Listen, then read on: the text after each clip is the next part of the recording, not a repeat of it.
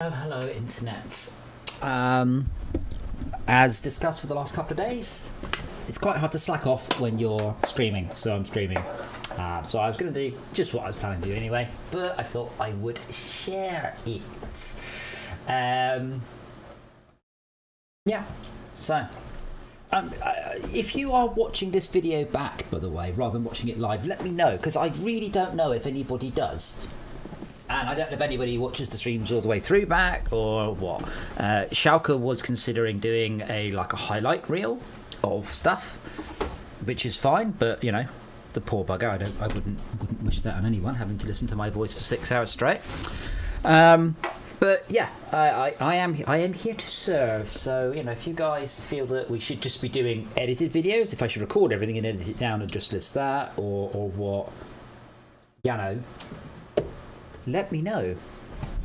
Let me know down in the comments. Oh yes, so next step, I need to find some royalty-free music that I can get away with listening to. It's amazing how many of the royalty-free things no longer are. I've got a little bit of sound in the background.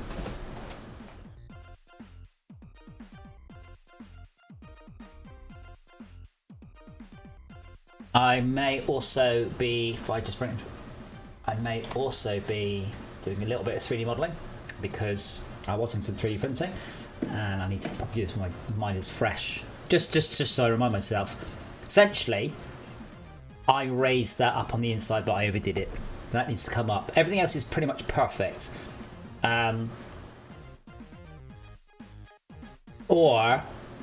that needs to come up, but then the bit comes up. So yeah, I need to move that bit there up by the same amount the top bit. Right, I've reminded myself, now I don't think about it.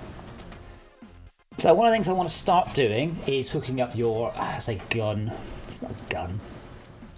Doesn't make any sense to be a gun. I've got like somebody who's ran with this. I grabbed an asset pack, just a cheap one. But this one was cool, this one was perfect. So unfortunately they used a really stupid ass custom shader.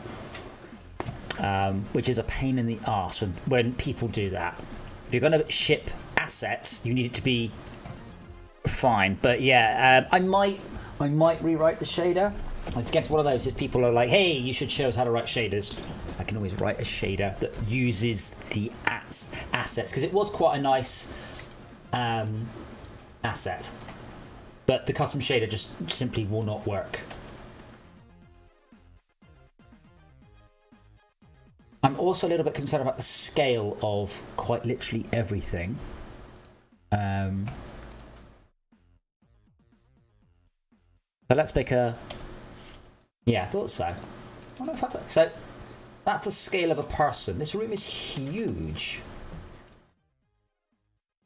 That's one thing that's very easy to do sometimes, is to get all of the scale wrong, like to accidentally build the entire thing too big or too small. This is something I managed to screw up quite badly when I did VR stuff before, because I did all the modelling while sitting down. So when I then stood up and I was like, oh, the door handles that need height.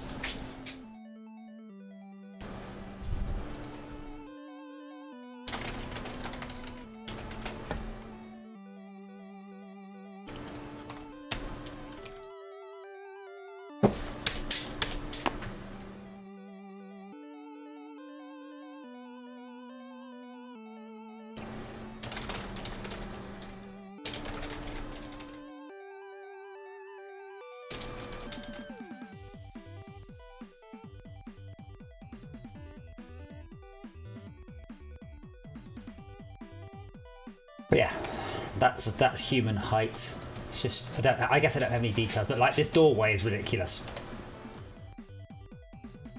Not that it matters, because this is not a level. This is not even a test level. I might start to put together. I do have a test level. I need to convert it to the networking system, but we might see about doing that a bit later. Okay, so.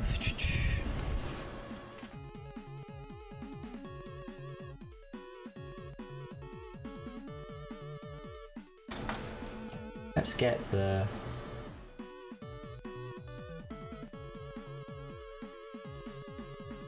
Oops.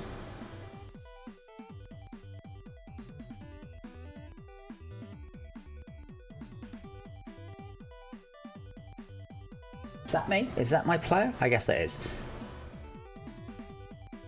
Let me double check that before I start messing with it.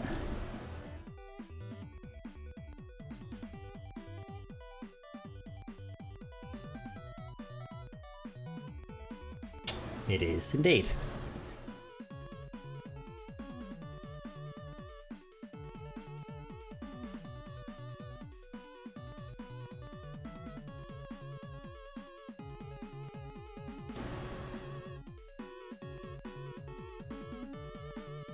Okay, call that 2M player human cube.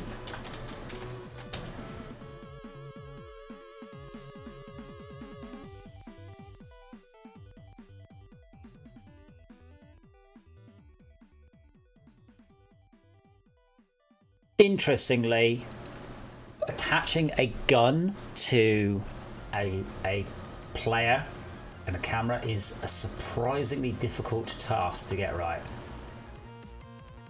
I mean, you only need to go for as far back as Doom to when that was an acceptable position for a gun. Now this particular, is this got an interesting side to it? No.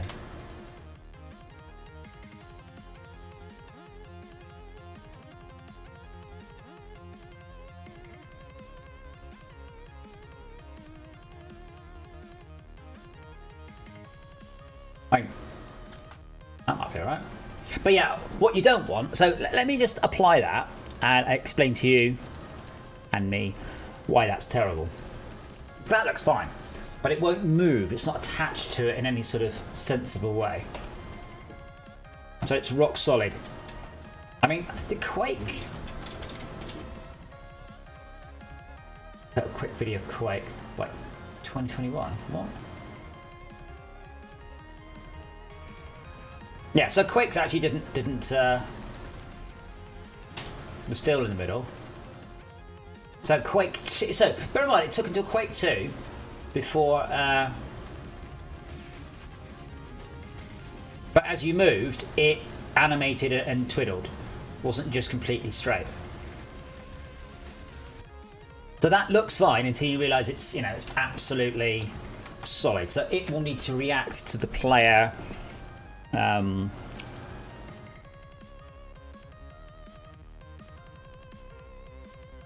So let's create a let's call it gun parent,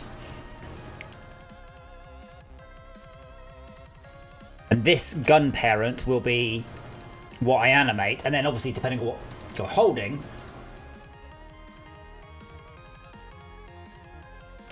I really hate Unity's new prefab stuff. I was like, oh, I can't reorder it. Well, you can. You've decided not to let me, which is not the same at all. Prefab. No, how do I?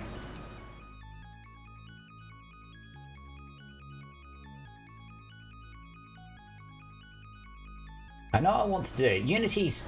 I want to make this not a prefab. Prefab.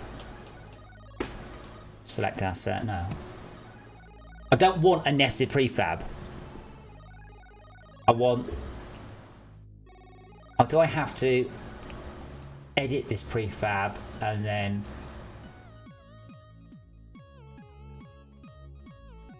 There we go. That's no longer a prefab.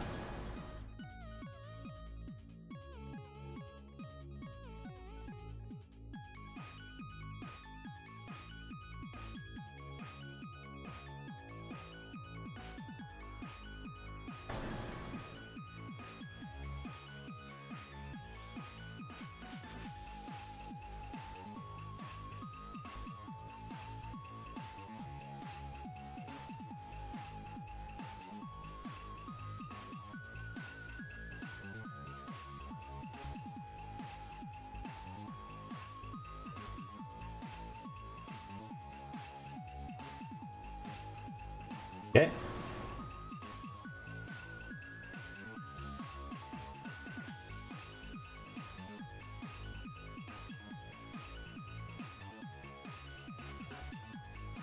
Right, so let's grab the player movement.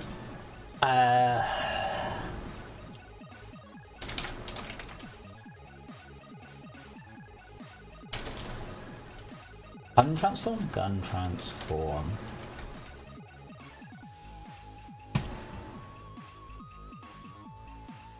So what I want to do is tilt it a bit when you run left and right, and probably move it around a bit when you move forwards and backwards. Just a little bit of fiddling.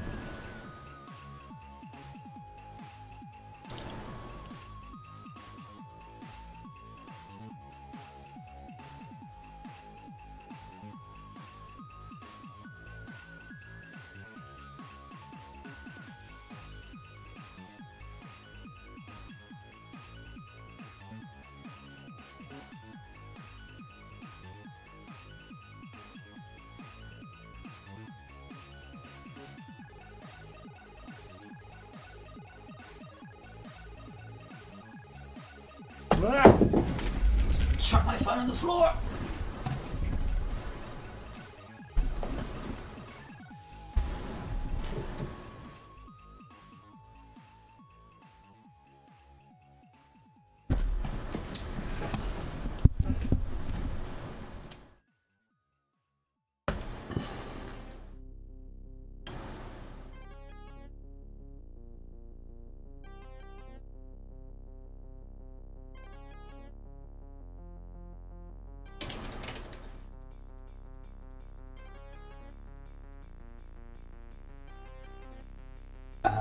Dot z equals x.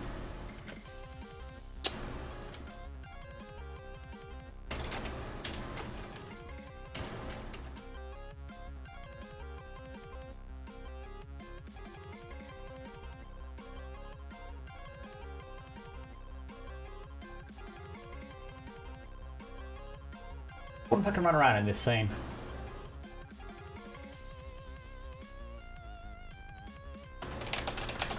I can not. Let me disable the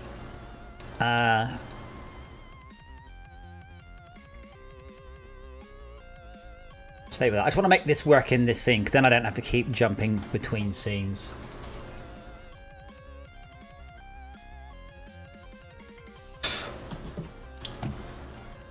Yeah, there we go. It's the wrong way around.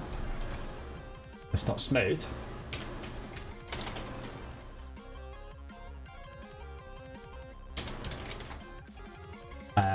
Gun Oilers.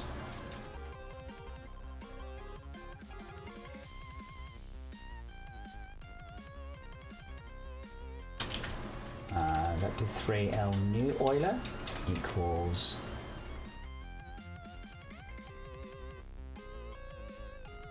not a vector 3 dot lerp. There is. Maybe we should use that. So we want to go between gun lerp. Gun Euler and the new Euler by time step.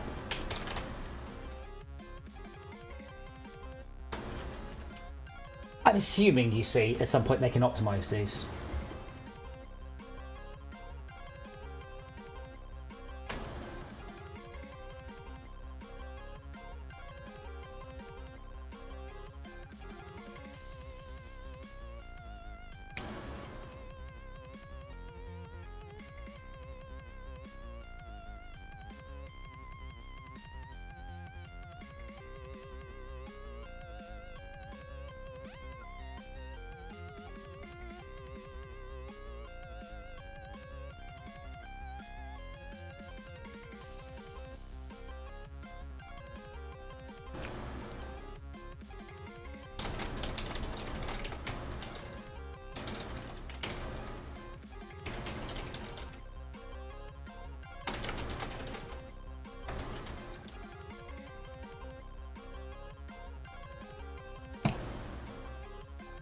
Oh, that's far too slow.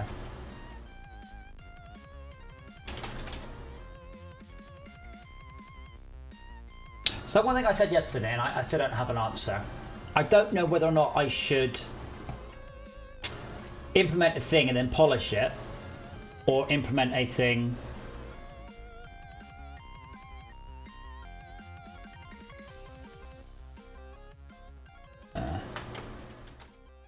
should I just sort of do this, do that, do this, do that, and then go, right, everything is kind of done, and then polish everything? Or should I make this absolutely perfect and look at a whole bunch of games and get it spot on? Yeah, that's better.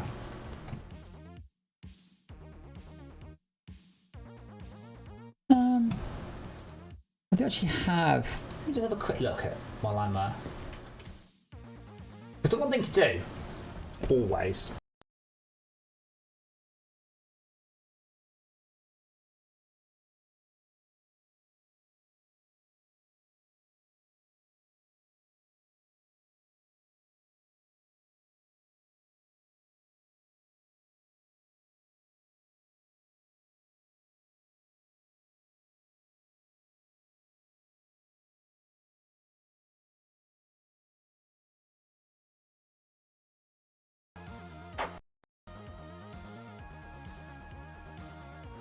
I am still here, just that Quake is being stupid.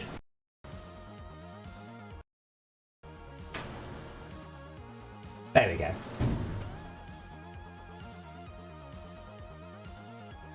I'm not saying Quake 2 is the... The real thing is, it plays... Yeah. You see, the camera does a little bit of tilt as well.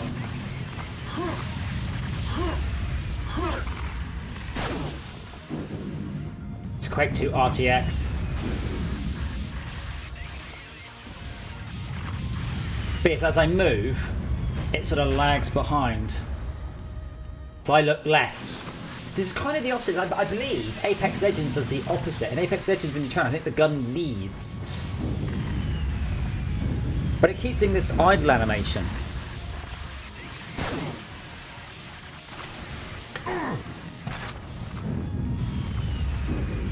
Right, what?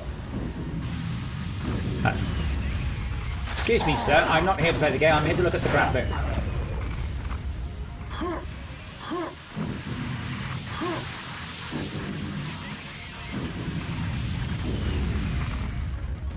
Yeah, so Quake lean's quite slow, but you get a side-to-side bob based on movement. You get a sine wave that goes over the movement time. And it's a little bit on up and down, then it moves backwards if you get too close. There's quite a lot of code here. And this is what I mean, it's like, should I do everything polished right up? Wow, this looks... This is the RTX version, so you get reflections, but it still looks a big bunch of arse.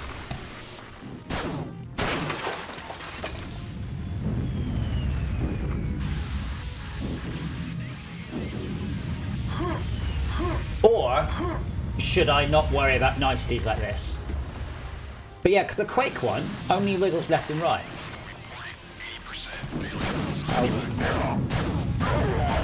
It's where the game's running at a high frame rate, but they're still moving at 30.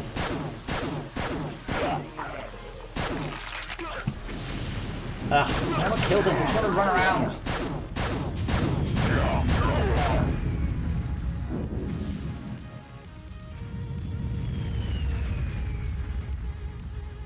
But yeah, RTX or not.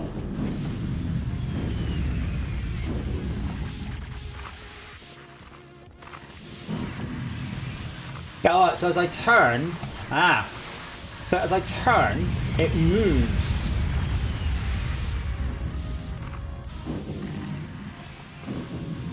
But I'm surprised that looking up and down doesn't seem to actually do anything at all.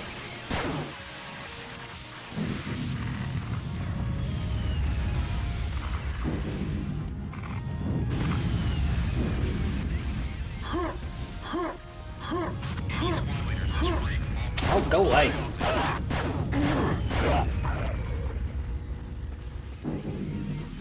There's a little hope left and right, because Half-Life 2 does a figure 8.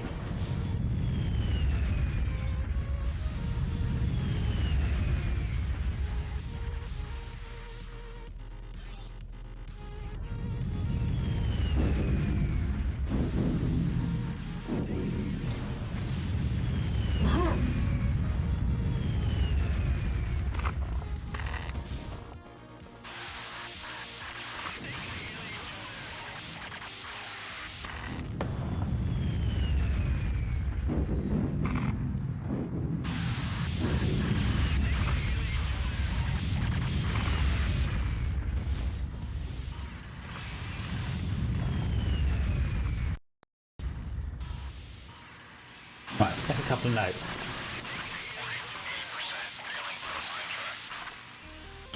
So left, right offset based on recent horizontal angle changes. In fact, let's just do that. Same thing. The bob is quite easy.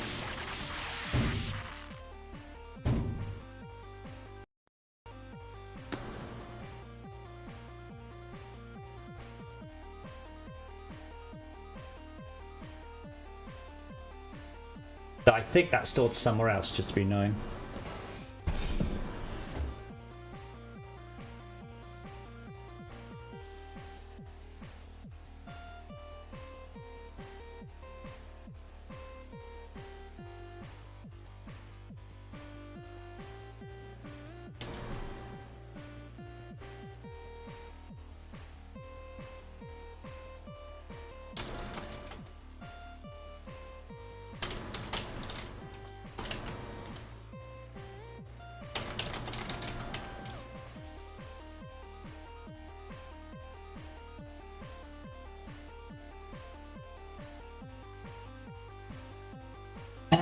So that's the local offset, and that's actually a slight pain because now we need a zeroized parent.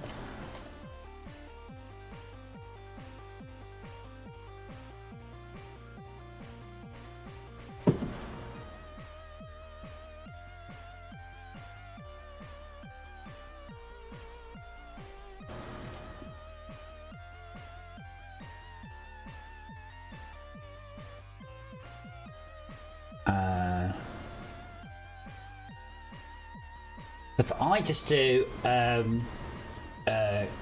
gun sub parent,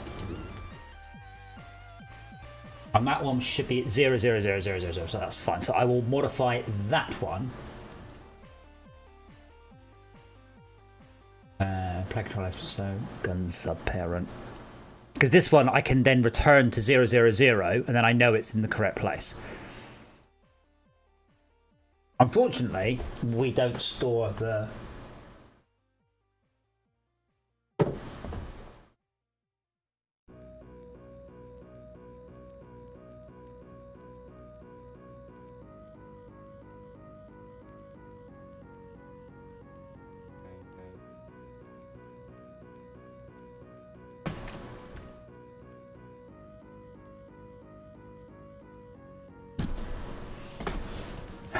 No, I wonder if I should just do this in a separate one. Yeah, let's take it in its own class, but then introspects from the others.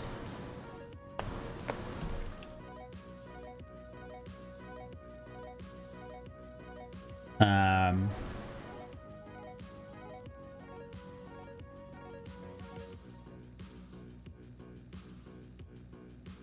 call it gun offset. Ironically, none of this applies to the VR version. In this case, it gets a little bit easier. So the gun offset will then look at the other code.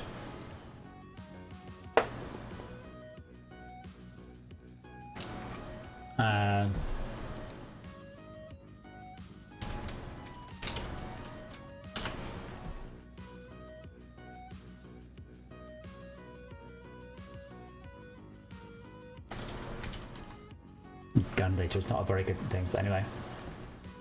Gun data dot set strafe x.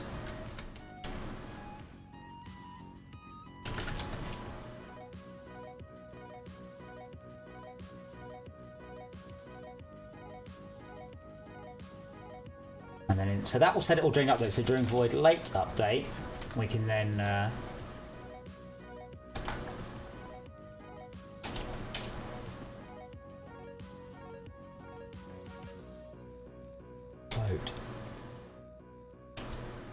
current strafe.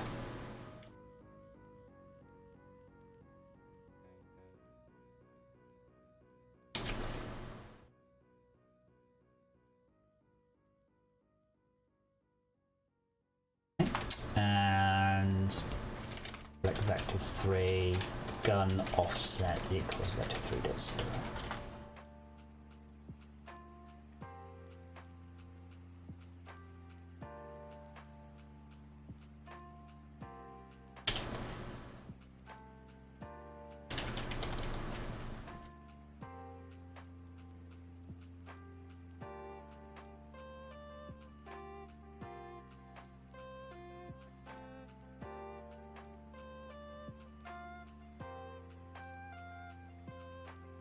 Why are you complaining?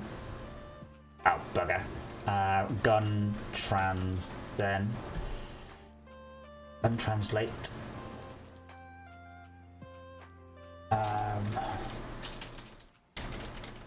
Set. What's it called? Or is turn rate.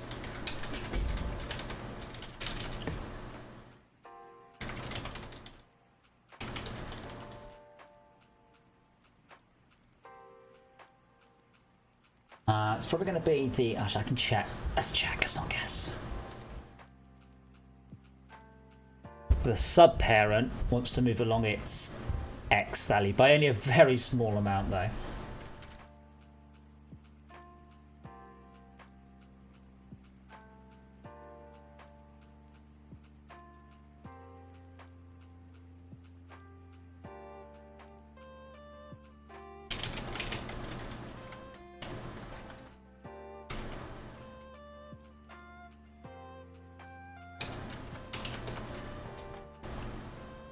Somewhere down this hierarchy, the up and down movement and left to right movements there.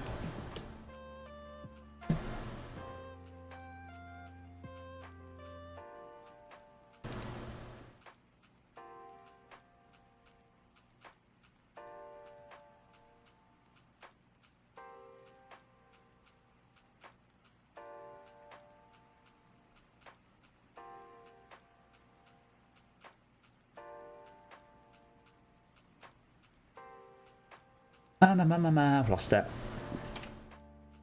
Great function. I didn't write this one, it's called look with mouse. Okay, so public gun offset, gun offset, fun offset.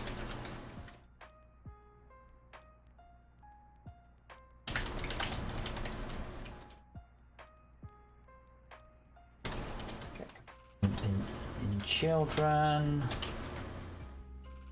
Offset, not full script. What? I keep typing fun offset. Gun offset. While this music is royalty free, it's not very good. Last time I just listened to the Doom Eternal soundtrack because that's free, or at least no. What's the word? No copyrights on it. No copyright matching.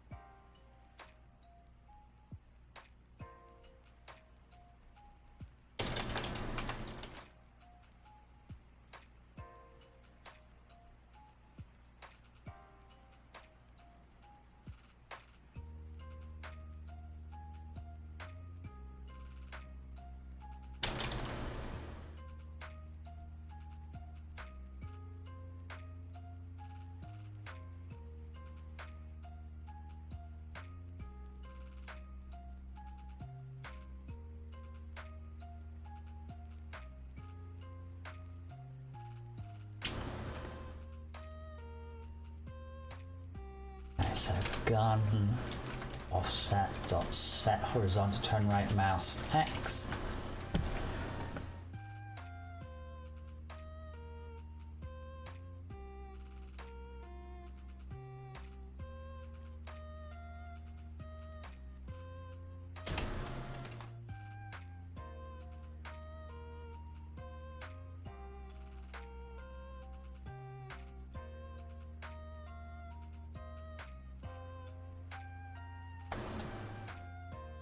But that doesn't... If that is working, it's very subtle.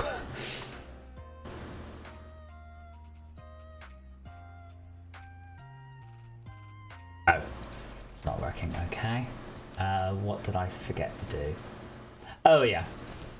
Transform.local position equals a new offset. Oh man, I hope that's in local space, not world space. I'm pretty good at converting between spaces, but I'd rather not.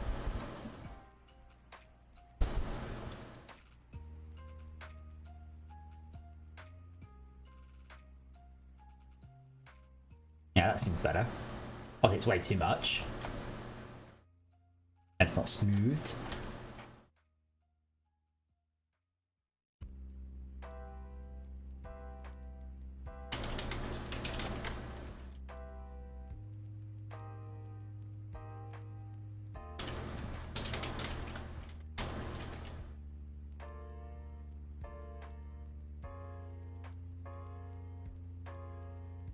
I might have slightly more smoothing than that.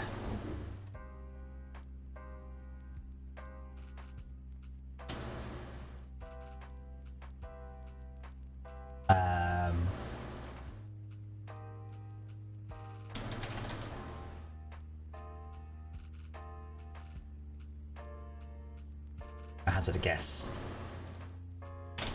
That much. Why not? Pick a number.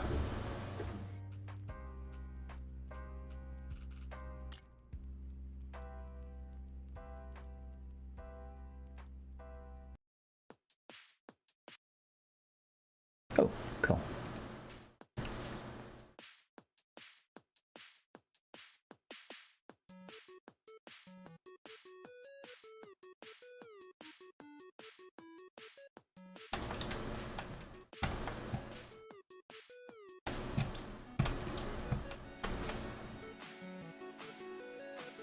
Well, first one needs to move less.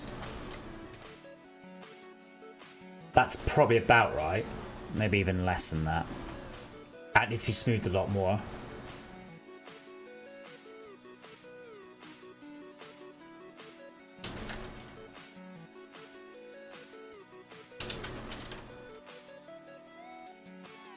$F.alert between current spin rate and rate by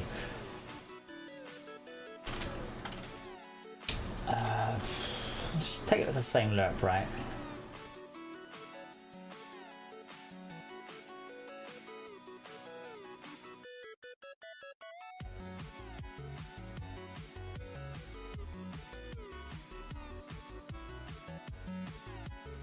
That's better.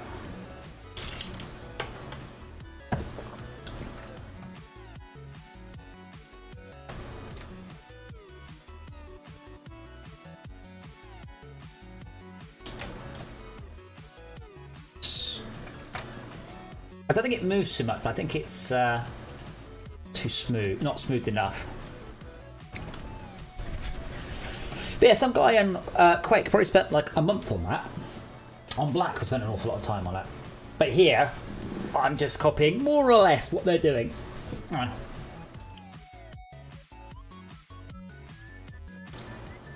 If I do this on a pad,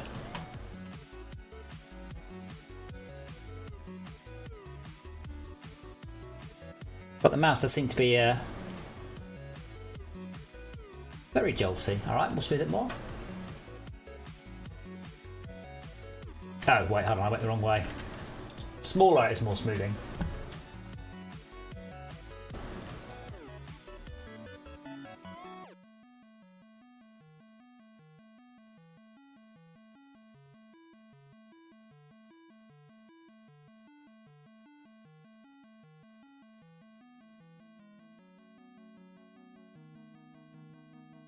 Very good.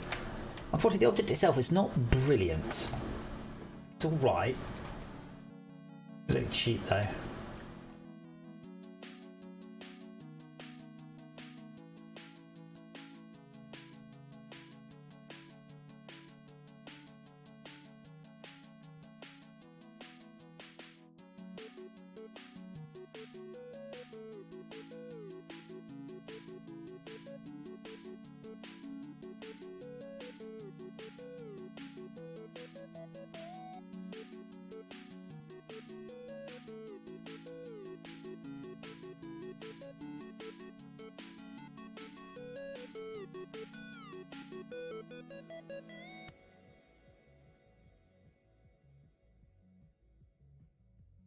Oh, I forgot about clear coats.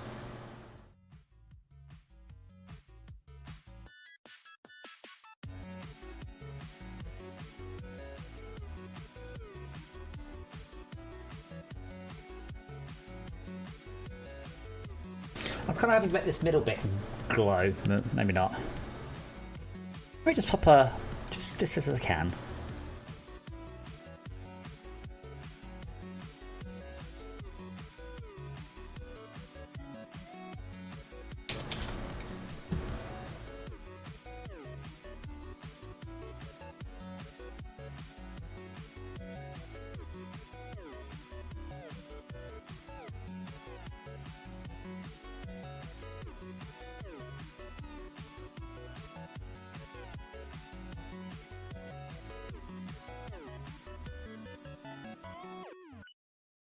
I do wonder if the gun should be.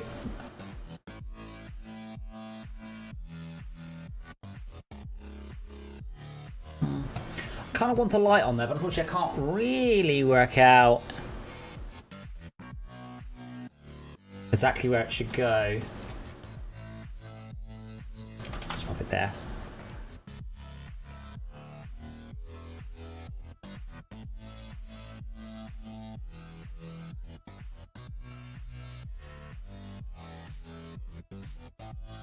Other things I need to implement: throwable glow sticks.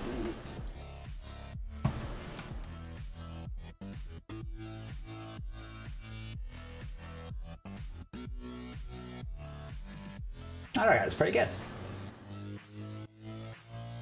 Now, Quake didn't do anything on the up and down. You can see the volumetric streaking back from the light.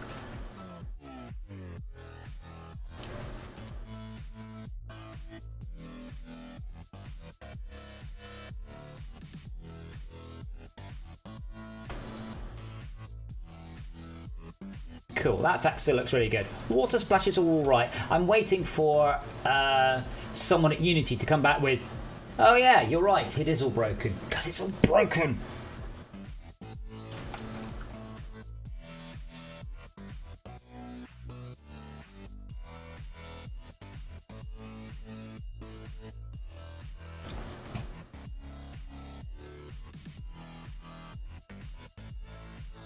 Oh yeah, I forgot all the physics is networks.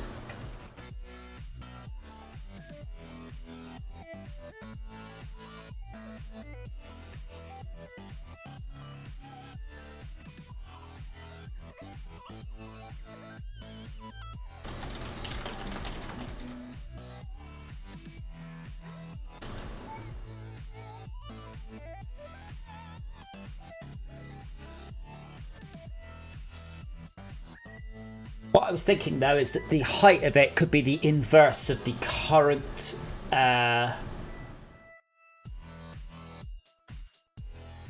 set vertical float Y.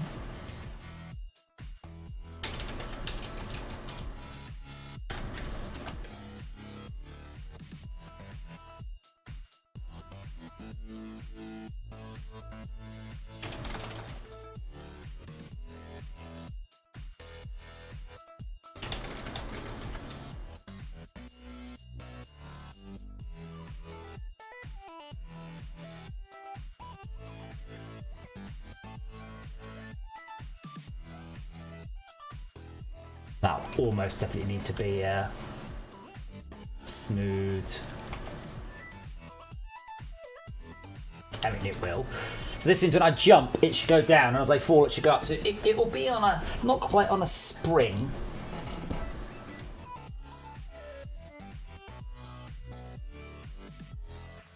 Gun data dot set vertical velocity dot Y.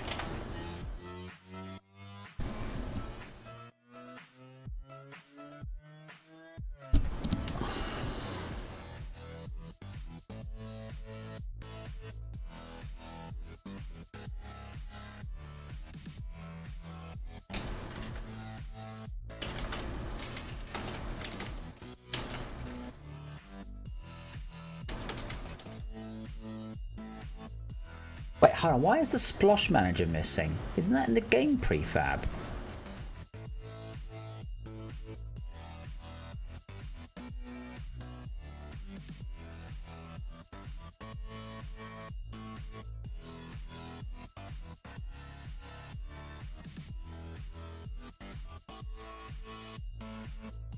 Well, it should be. It's there.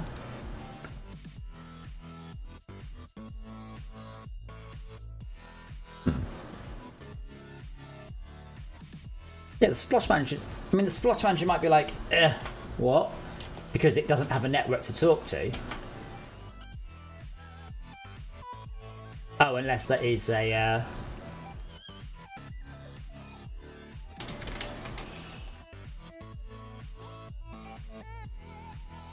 That's probably what it was.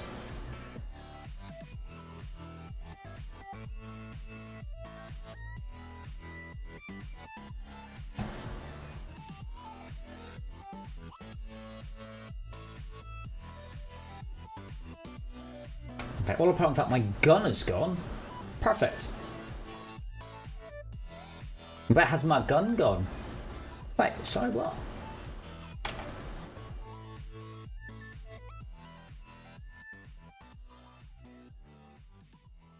Okay, no splosh. Splosh. Do you know how many times I typed the word splosh yesterday?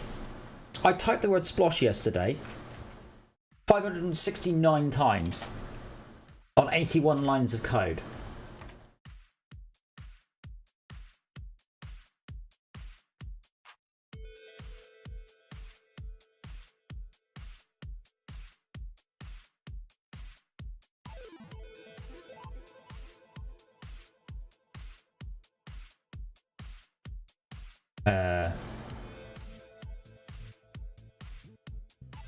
I mean, yeah, kind of. Only why aren't you returning to 0?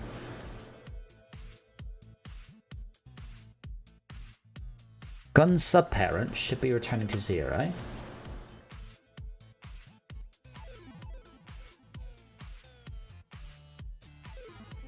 Now, I don't know what axis this is. It shouldn't matter.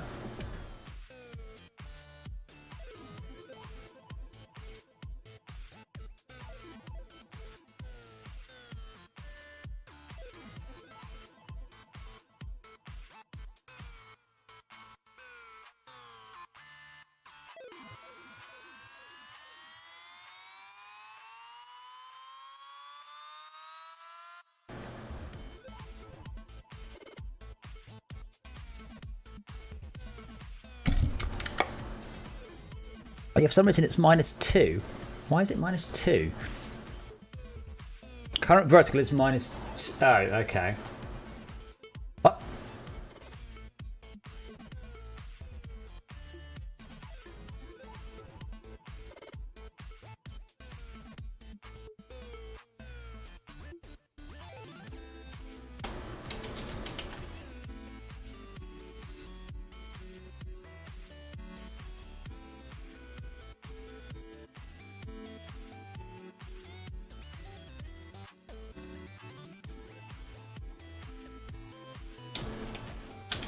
If is grounded.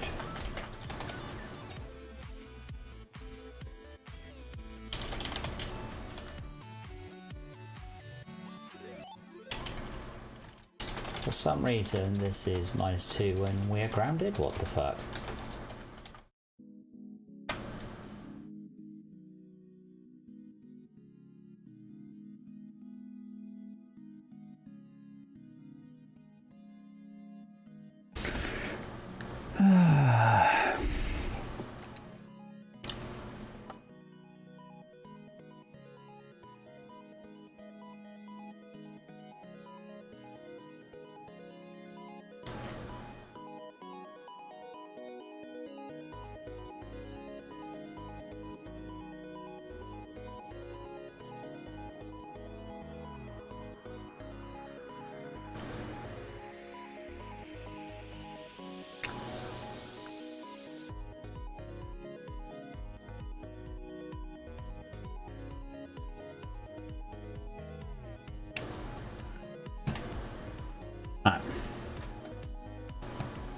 I mean, it's obviously it's way too much, but that kind of works.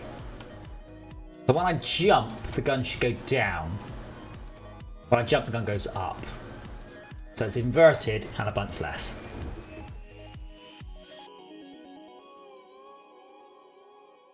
Can't stop, won't stop.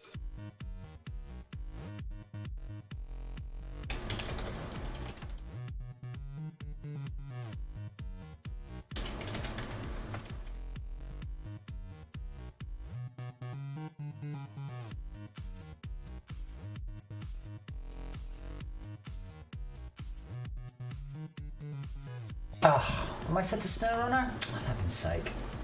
Thank you.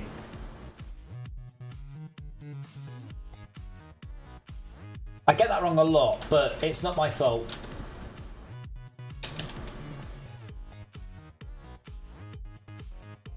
Alright, hopefully that changes immediately, but let's check.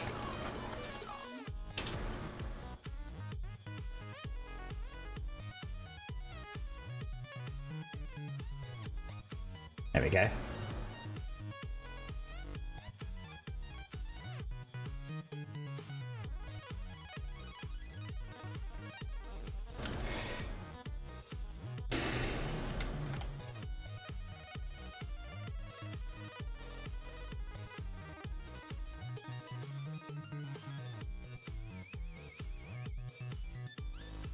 How's that? Oh, that's pretty good. Bit less, maybe?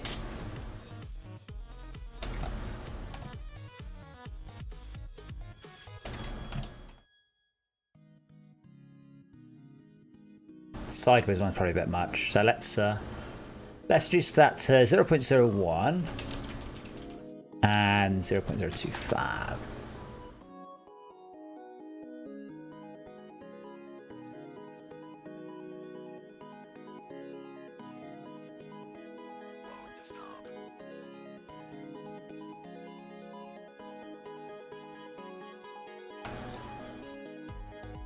The thing is, I kind of feel like when I move left and I feel like the left and right should actually tilt too. So I'm going to, because I can. This is the thing, even when I'm blatantly copying something, at the same time, I'm doing it differently.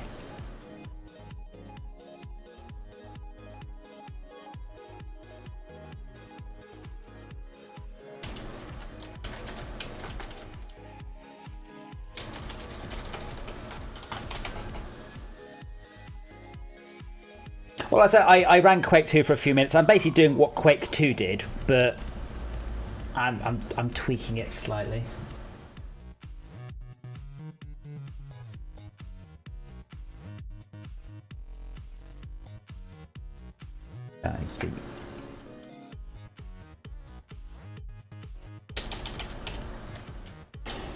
Because one of them is in very small units, one of them in degrees.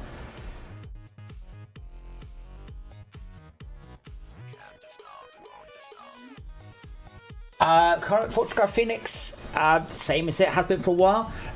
Development on that does not plan to start until English October. So after Eden's release, I said I would spend a year doing other things. What I'm doing here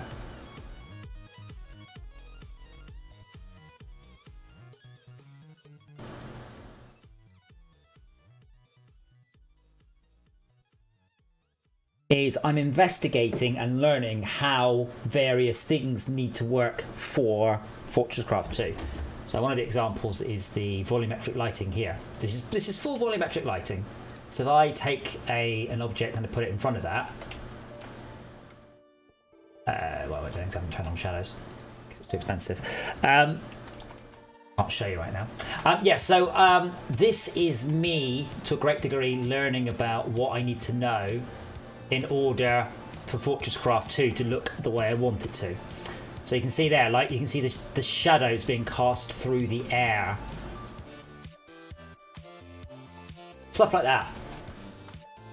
So my plan is to do that. So this, I'm hoping this will turn into a game.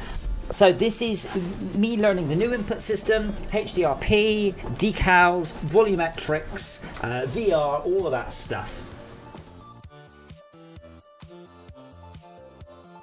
Because I need to learn it somewhere.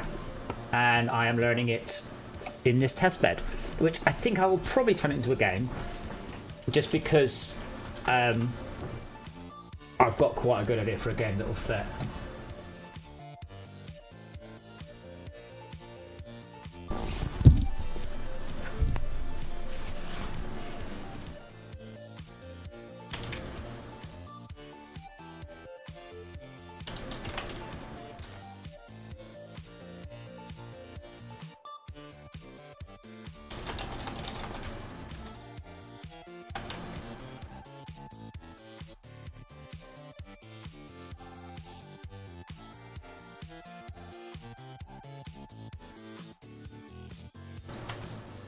Okay, it's the wrong way and it's too much, but it's working.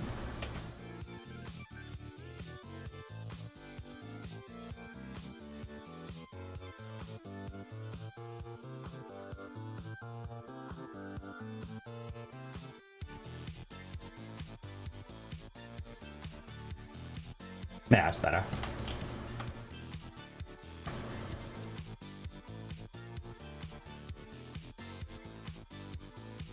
That should probably be being smoothed a little bit less. What tuning?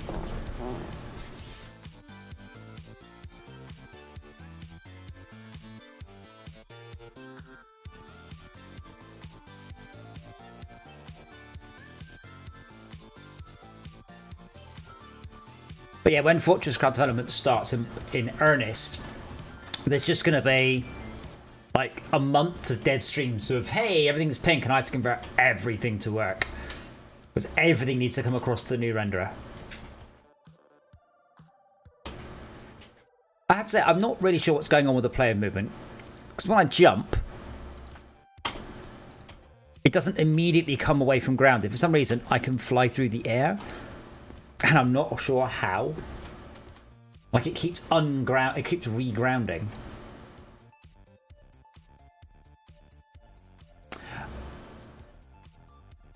Ground mask. I wonder what it's colliding with. Is it colliding with me?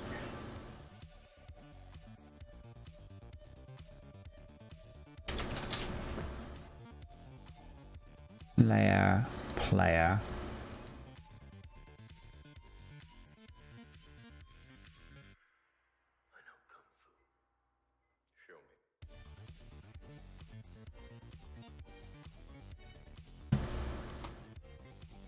That's better. I can no longer jump on myself. But yeah, so for example, I was learning about decals yesterday. So now I can do these wet patches. Like I can make the game look actively wet. And it's dynamic and it's procedural. And it looks good most of the time. If I leave the camera there and I'll have a sip of my drink, you'll see you'll see it fade out very slowly, which is super cool. Doesn't mean I'm going to make it rain in Fortress Craft, just means I have the ability to do these sort of things. I'll tell you what I should do as well. I'm still very taken with these decals. Grab me a decal. Anything will do.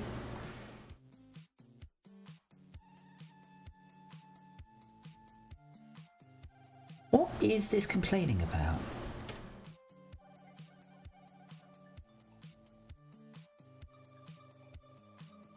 No, it's if.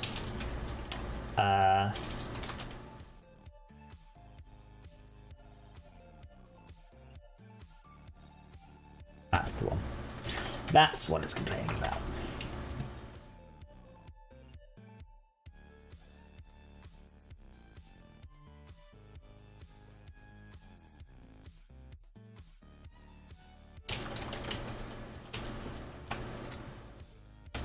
But yeah, I realise I have been gushing about decals, but it's not going to stop.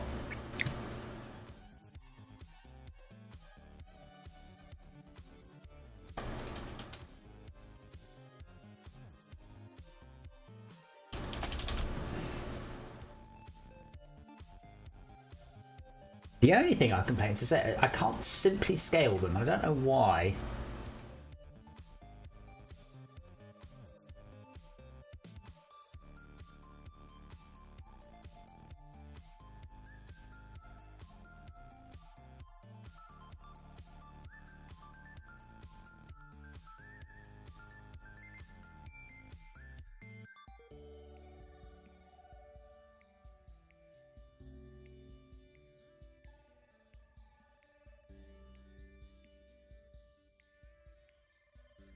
See, that's so cool. Like being able to write on the gun like that. Just using a...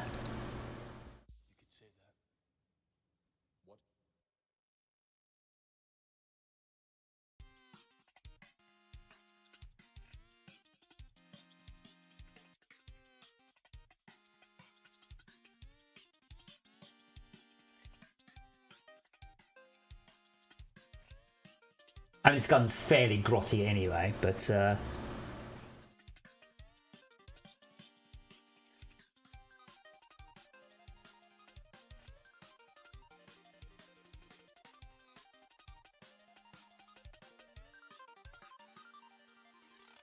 Oh, why would you do that? Stupid Unity. Actually, let's fix that.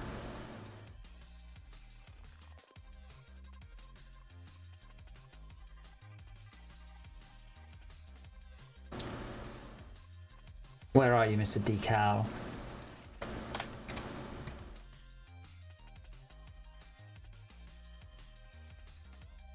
Why can't I see it?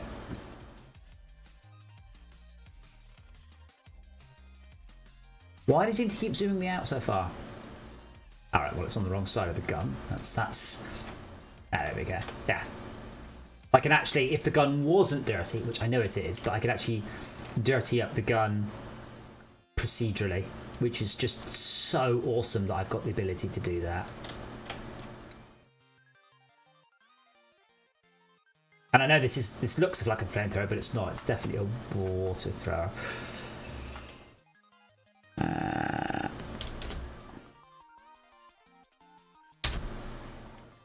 I should be able to. There you go. How cool is that?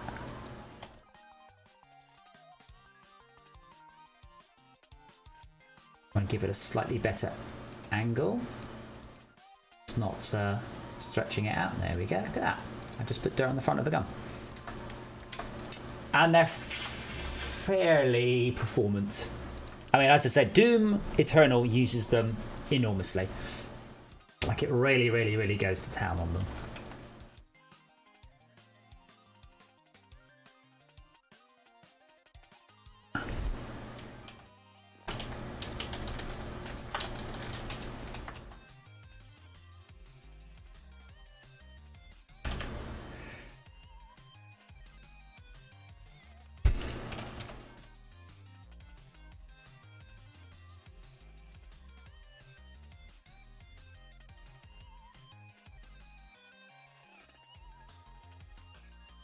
Don't know where I'm going to put the yellow stripes.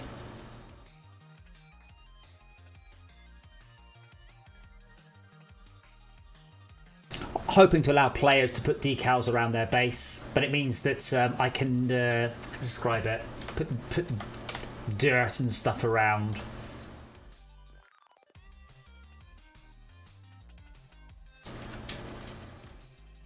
Morning, Henry. Oh, afternoon, even.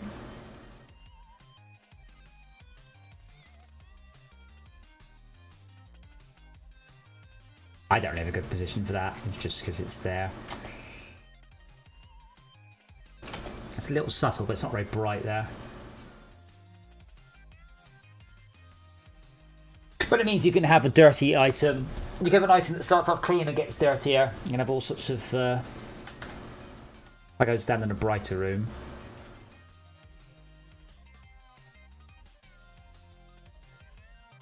Because the actual texture on the gun's a bit rubbish. Like, it's got dirt, but it's just sort of splatted on, just without any sort of thoughts or sense. Oh.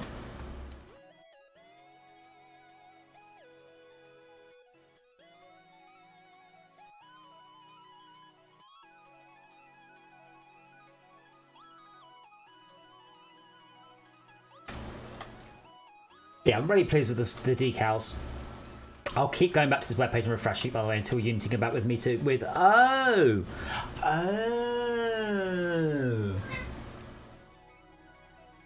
Just checking they haven't.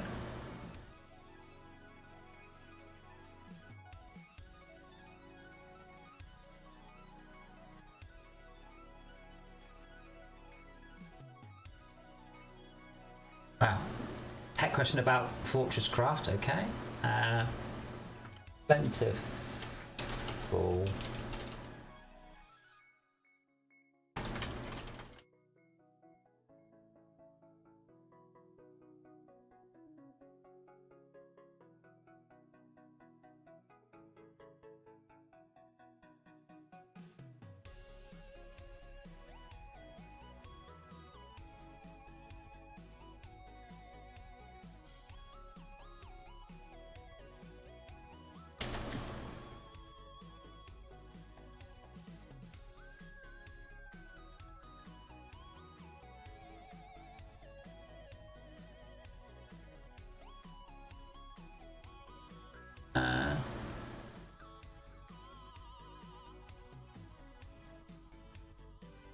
Oh yes. So Unity proudly say that 80% of bug reports are assigned an engineer in less than 2 weeks. That's not great numbers, is it? Let's be honest.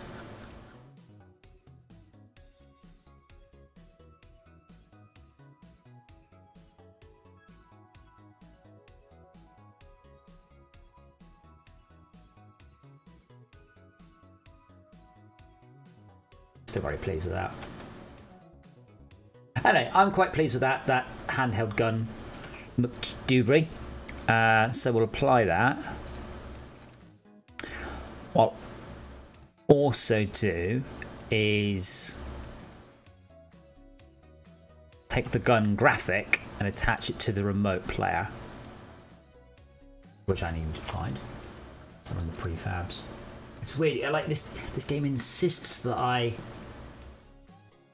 That one.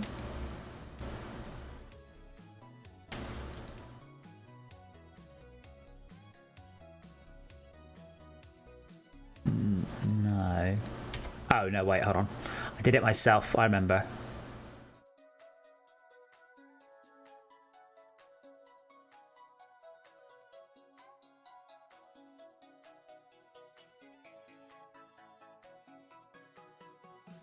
I've no idea which is forwards.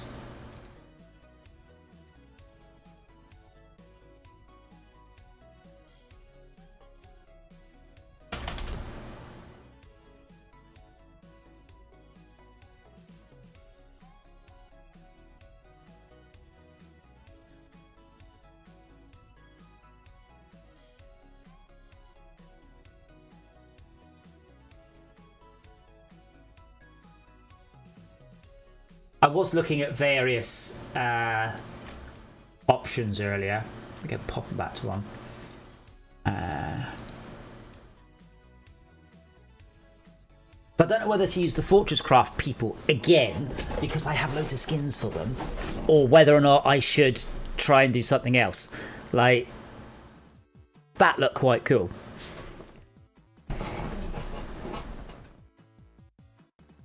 Not brilliant. And a bit too modern day, but the Fortress Craft ones don't look at all right, but have the advantage, of course, that I have loads of skins for them.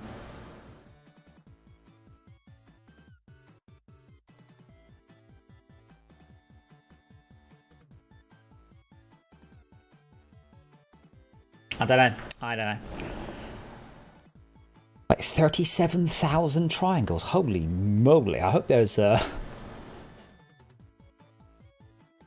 I know this guy's cracked out loads of models, and it's just the same model with different clothes on. And fursuit animals pack. I mean, that's the thing. Realistically, what you want in a modern game is you want to have a lot of variety. And the Fortress Craft ones are pretty good, but because they're a spacesuit, you can't really attach or remove things.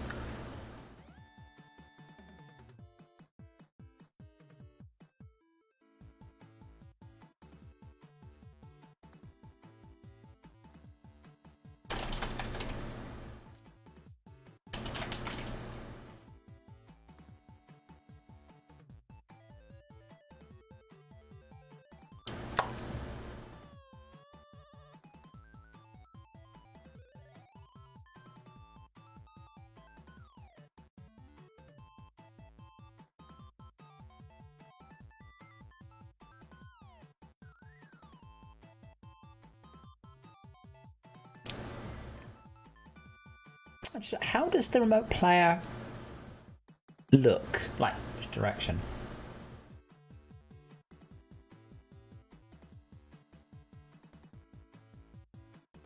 Oh man, I can't remember how the remote player works. I haven't spent any time at all on the remote player. Actually, it does have a lot of fancy spacesuits, and I wish they would improve their game rather than messing about with them. Actually, it's weird. It's made a lot of money, and they made a big thing at how quick it was to put content in the game, and then they didn't. But you'll hopefully have noticed I can add content to my games really, really fast. So Mirror does have player interpolation.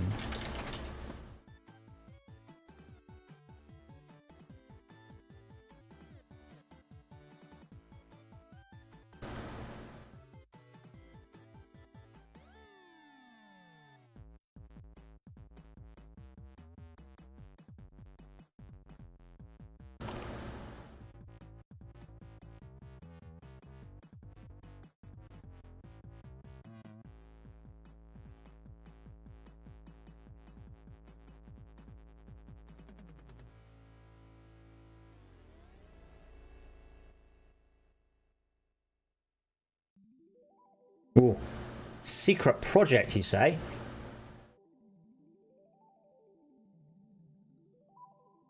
Wow, that really does look good. Game project still in development and can't be named. Is it Sneaky Ninjas? Looks like something called Sneaky Ninjas.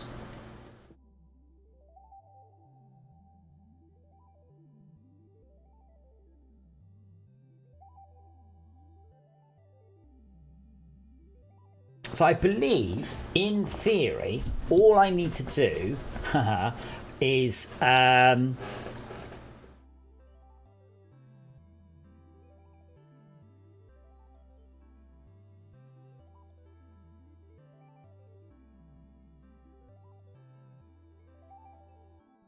because they're saying they've got a system to do it, so I don't really want to use network transform, really.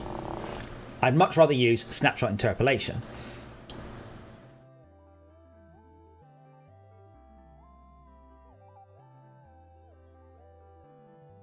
Wow.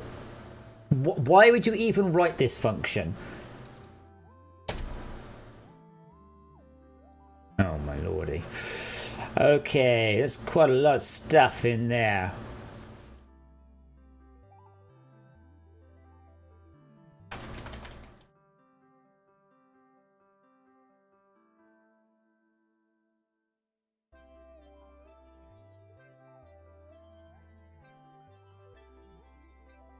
I mean, what I could potentially do is have an invisible networked transform, because I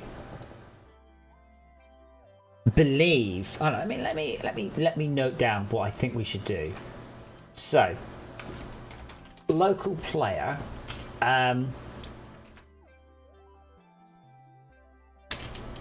We should force move our spawned mirror prefab to match us. I don't really want to actually use this system, but I don't mind using it as a conduit. Because it will spawn a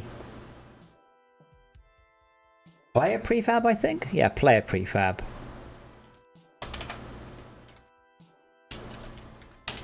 It should then have a network transform on it. That should then be able to synchronize to everyone else.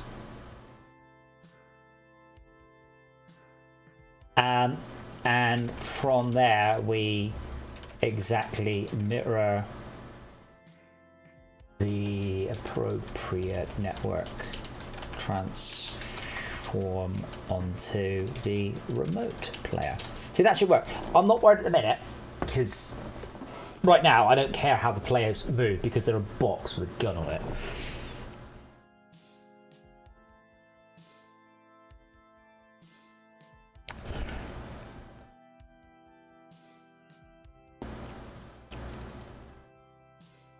So I'm going to go and grab a drink, and I'm going to have a think, because I have a sneaky feeling. What I should be doing at this point is implementing like fail states. I should turn this more into a game. If the world catches fire, you can win, you can fail. But what I'm actually going to do first is I'm going to develop a new fire graphic for these things. So back in a moment, and we'll have a slightly fancier fire.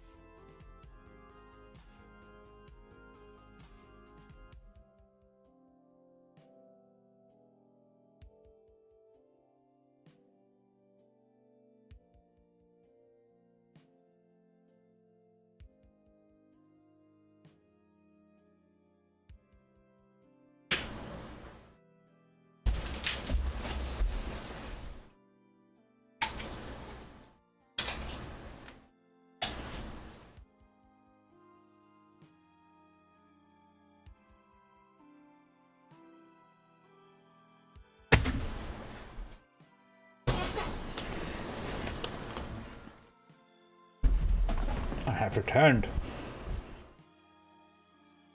Alright.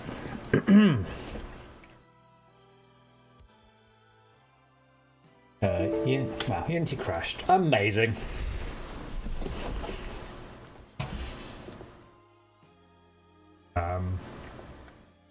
Now Unity Hub has... There we go.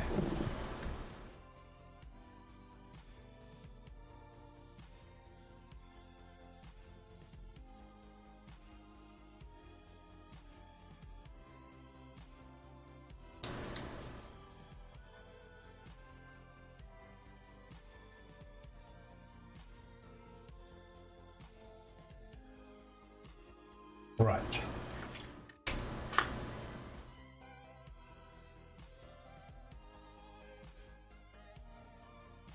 I wonder how much money Astroneer has made from its store, because it's weird for a game without, I'll say, enough content. They went heavy into the we expect people to play for hundreds of hours stuff.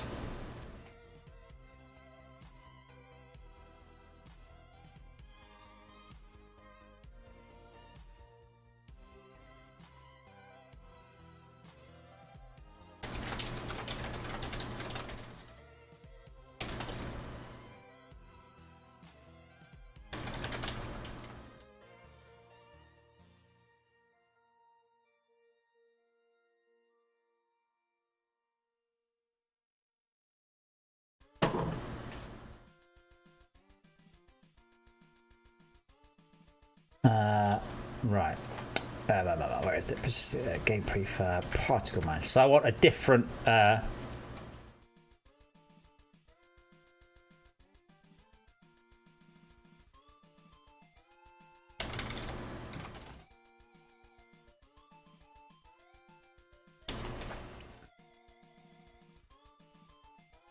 We've got these flames. And I said there's nothing wrong with them. They appear to be completely invisible. What the hell? Right. What?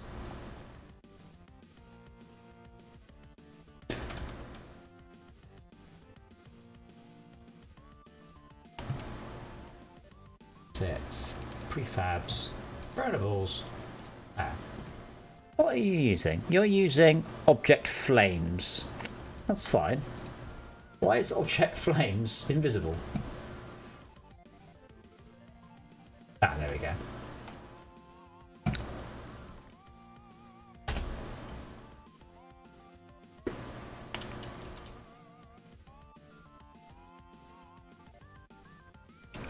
So we'll call this oil flames. So this needs to emit in a different way because it looks stupid.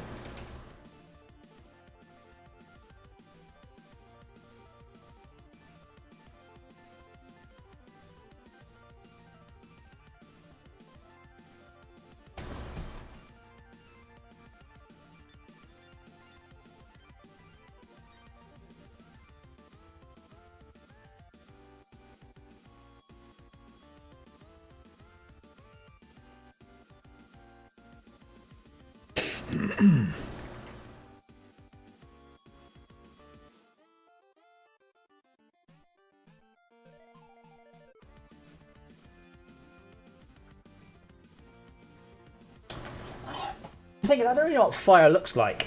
That doesn't help. Doesn't really look like this, but like oil on fire. I mean, is it just simply that I need to go blap like that?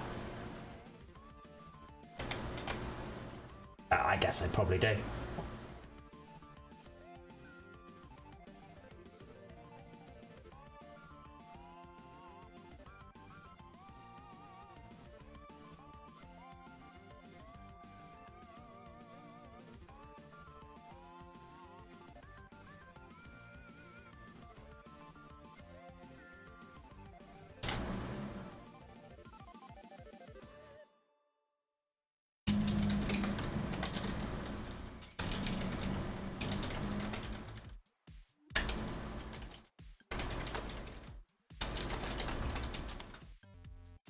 What do I call it?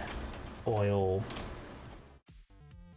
This is where I wish that I worked in a larger team. I'd like to just assign someone, go off and make these cool. Go off and do the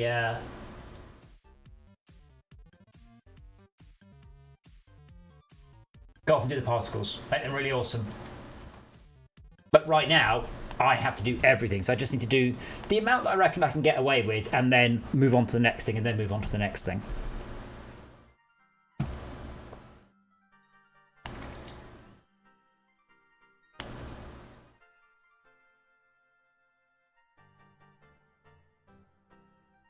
And this is why people say to me, hey, why don't you implement this or do that? And it's like, I mean, the short answer is because I have to do it. And it takes a lot of time. So.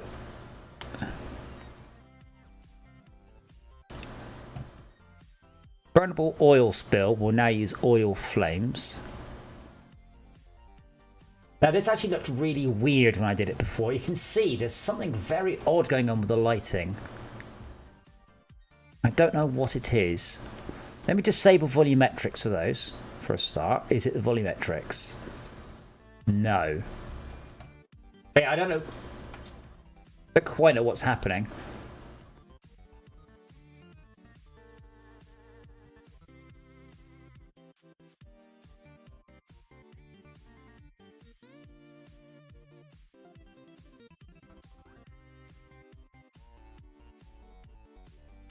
I mean, at a guess, there's too many lights in one area. But I don't know. I really don't.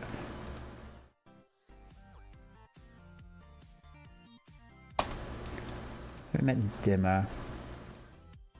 No, it's not that. No, it meant them smaller.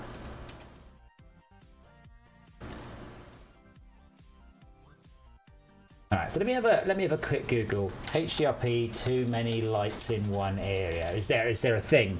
Ah, here we go. Weird pixelated lighting bug.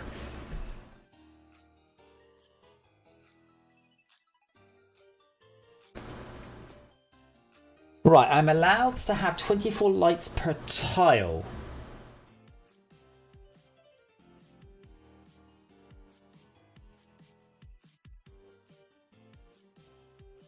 The fuck's a tile?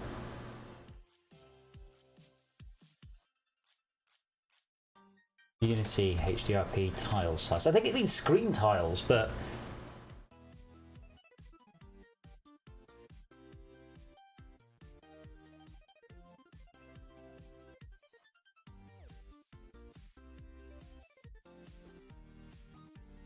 it's because tiling rendering means that you can parallelize stuff.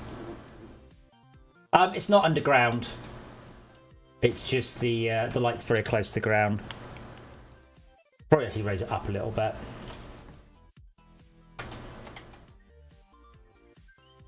It's probably one about there. Or maybe there. Let's try that. All I've done is to make the light smaller.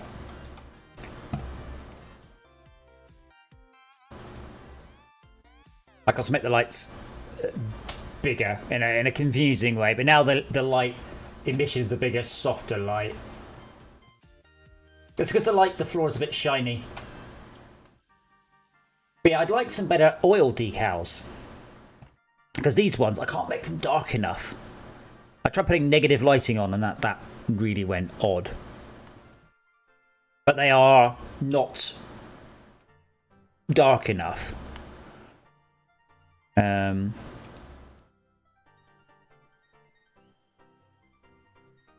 think because they've got too much normality, but Unity, for reasons only known to Unity, decided to make a completely batshit file format. So you've got your albedo, you've got your BC, don't know what that is. Then you've got your albedo, which is just night, and then you've got your moads. And it's like, what are you doing, Unity? This is not documented anywhere that I can see.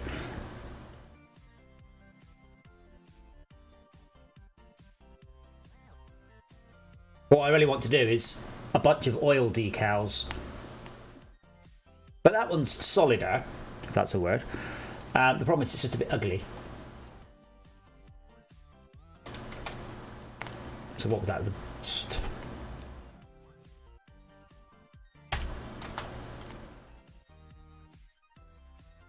Yeah. If I apply that, bit ugly. That one's better, it's just not transparent enough. Something I mentioned yesterday, I've also got the toxic stuff, and the toxic stuff is great because it sticks out. This, on the other hand, you probably won't even notice it's there until it's on fire, which is not necessarily a bad thing.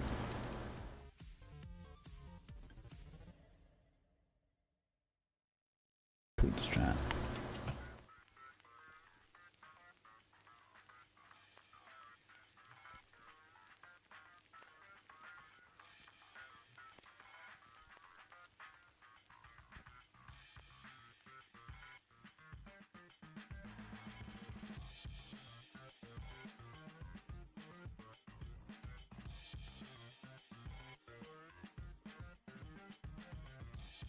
Yeah, so here, in this instance, it's pretty obvious what would happen. But in a lot of cases, you'll be like, well, why is it doing it? But in theory, though, that should set on fire.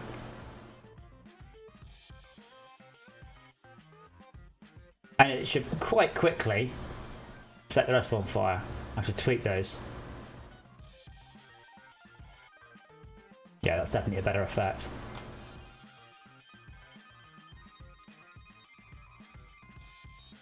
Now, I want to make it quicker, but the idea is that you can go, oh, no, no, no, and then you can actually put the fire out. Which I am failing to do.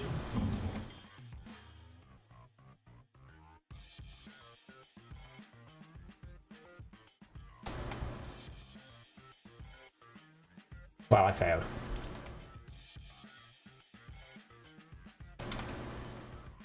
I think that's got a bit dark and a bit smoky in here.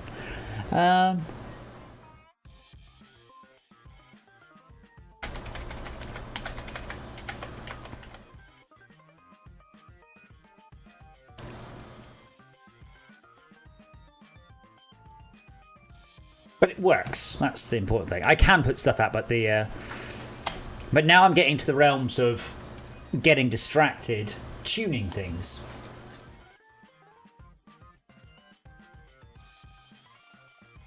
Because the oil spills should probably... Let me see, how have I got the code set up? So oil spills burn for an average of 10 seconds. They will ignite anything... I can share. They'll ignite anything 5 meters away. I feel they should ignite quicker.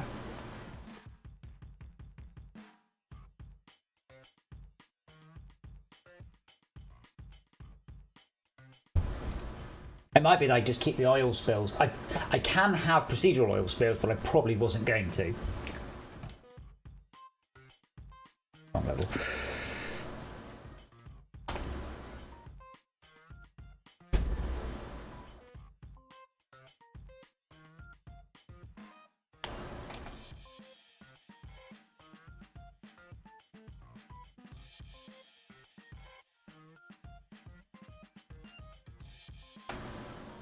So these should ignite much quicker because they have a lower ignition temperature.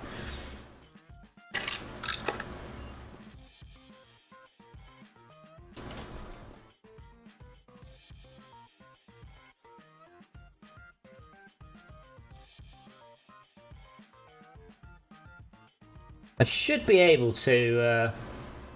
The problem is, my water might look like a big fat jet, but it's not. It's a single point. No burn, no burning. I'm not sure that's working.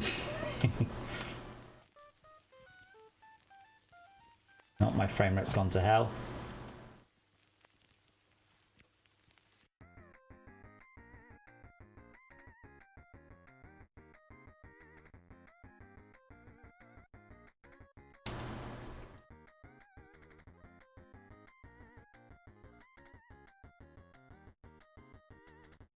Right, is his first barrel still on fire?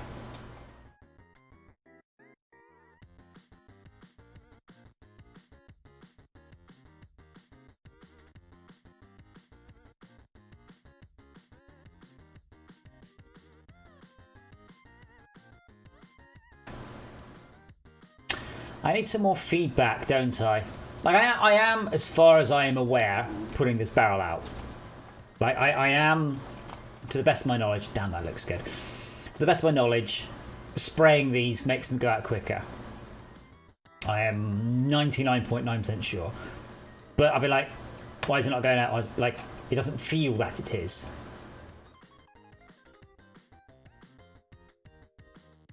I tell you what I'll do, if it will work. Burn the ball.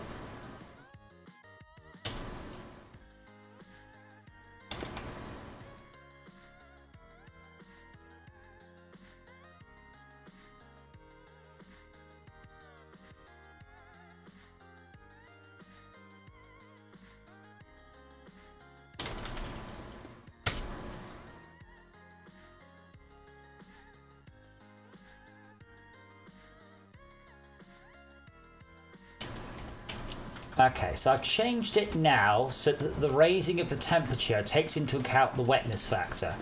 So when you wet it, it should no longer raise in temperature. It will probably drop a bit. Now you can't apply wetness very quickly, but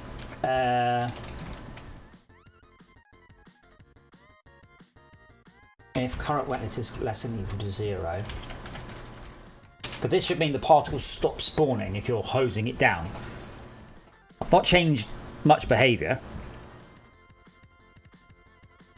but it should feel different.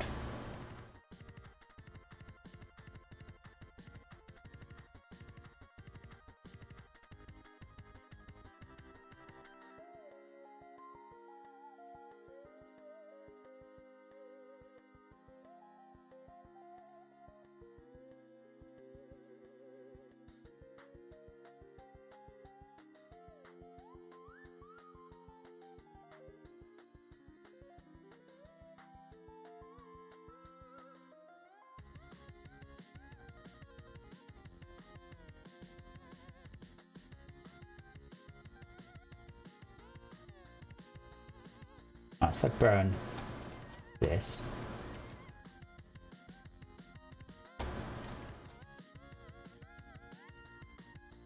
That kind of works.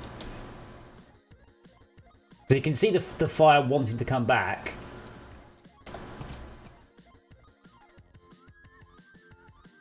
And now I'm getting a more of an instant response.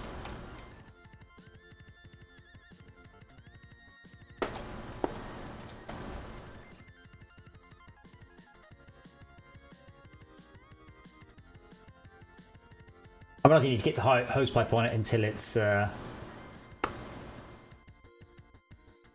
Damn it.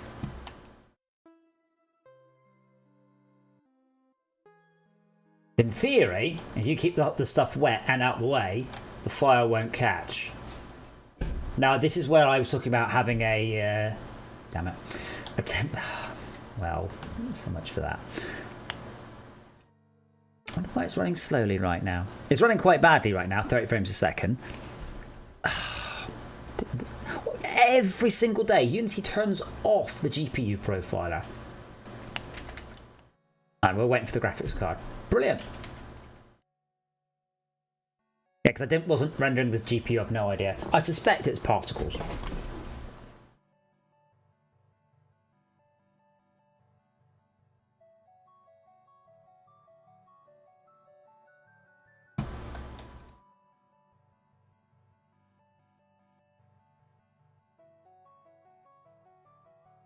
Can't let the frame rate to drop. That looks pretty good though. I'm pretty happy with that. I should really look up what colour an oil fire should be. I think it should... My other thing is I'm not 100% sure those particles are affected by fog. Which I might have to do something about. Yeah, the frame rate's dropped quite low now. But nearly all of the rendering is due to other.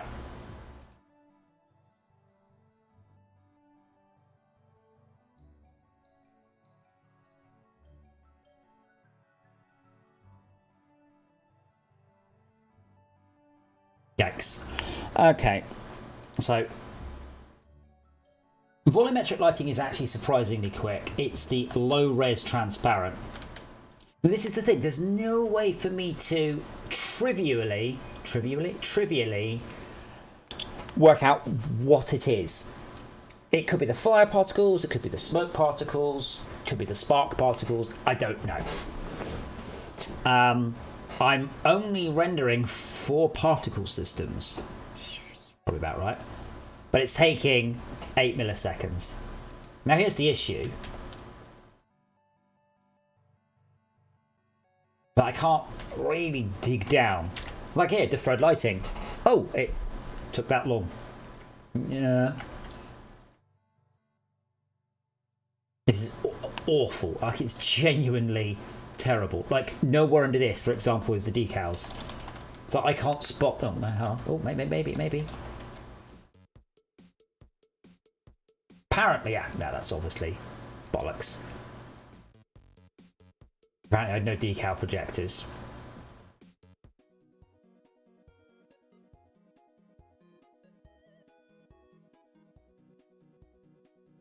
Looking for...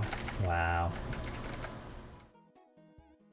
These are quite nice pipes. These are nicer than the pipes I was thinking about looking at.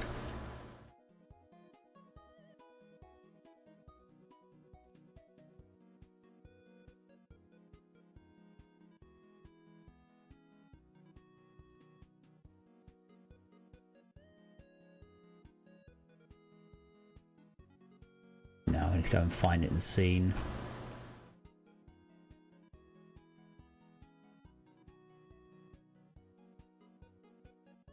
I also need to convert this scene that I'm about to load up into the correct visual.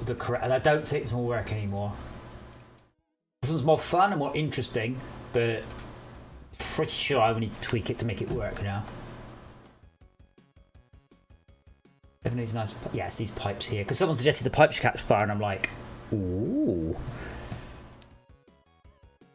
But yeah, I can do it here. So in theory, I just need to find my assets, prefabs, burnables. Let me make one for static objects. So I've got that one, pipe 02, and this one, pipe 02B. And both of those can get a burnable. This is what I meant, by the way, about being able to create stuff quickly. Unfortunately, there isn't a way to... I tell you what I could do, because I am smart. Oh shit, so I have to revert that. So I just press undo a lot. Yes. Right. What I want to do is select that prefab. It's pipe 02B. What's pipe 02C? And 02B.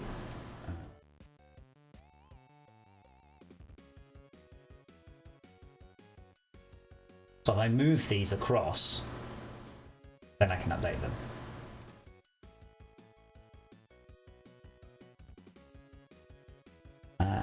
Burnable. Okay. Oh wow, there's a lot of those.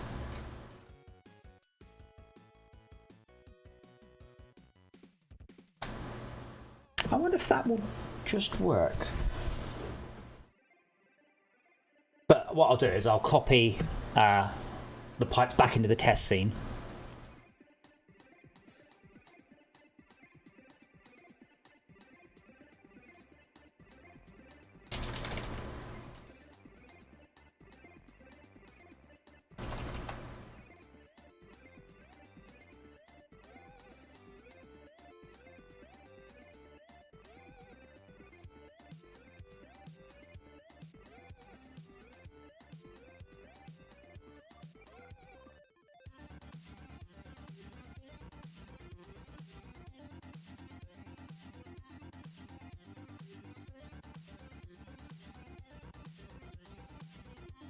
These are just tools for me to... Is you got to crash on me? No, just being slow.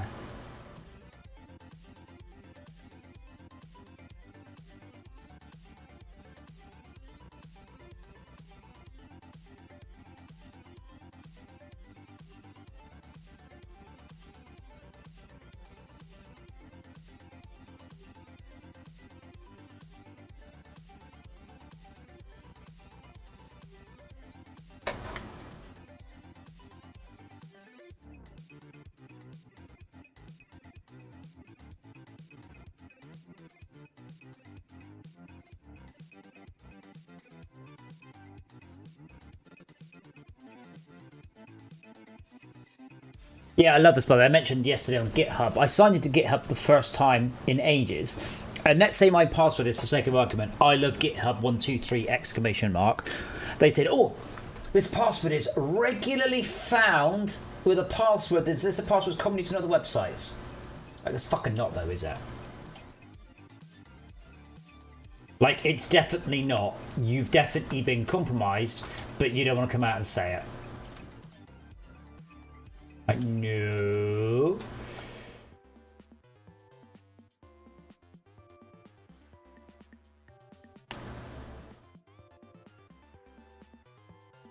I guess one of my concerns about this as a game and a level and everything is after a while, I think you'll be able to spot quite quickly which bits will catch fire, and you will end up putting those out first.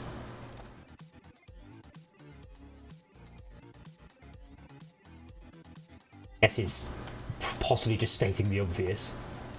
Players will get better at game if keep playing game.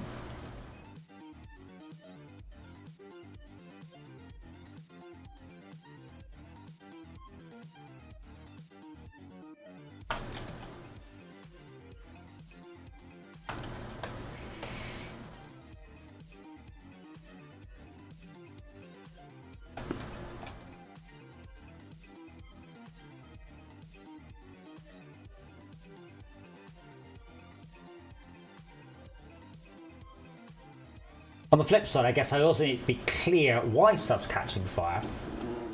So in this case, that'll probably work quite well.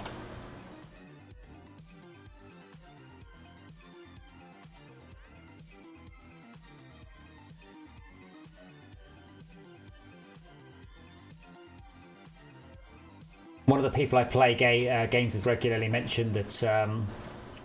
Oh, what games it we're talking about? It wasn't Power Wash Simulator, it was something else. But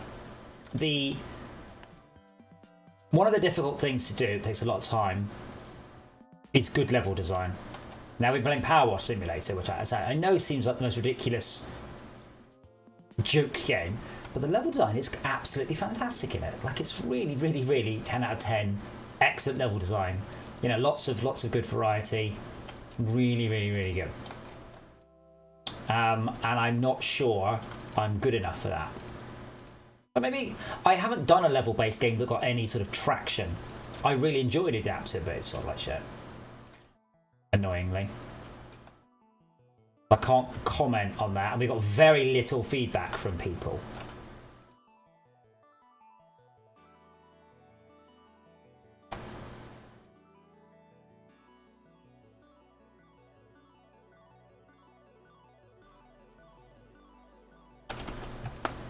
That's pretty good. That will also mean that the vents and stuff from the ceiling will catch fire much easier. One thing I want to grab from the visual scene. Where are they? Those is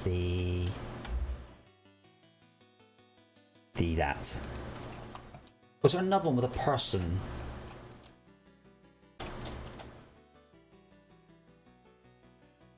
Okay, why don't I just select that?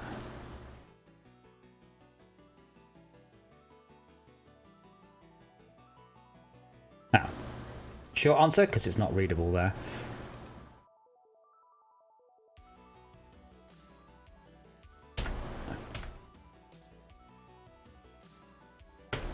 Well, that one will do.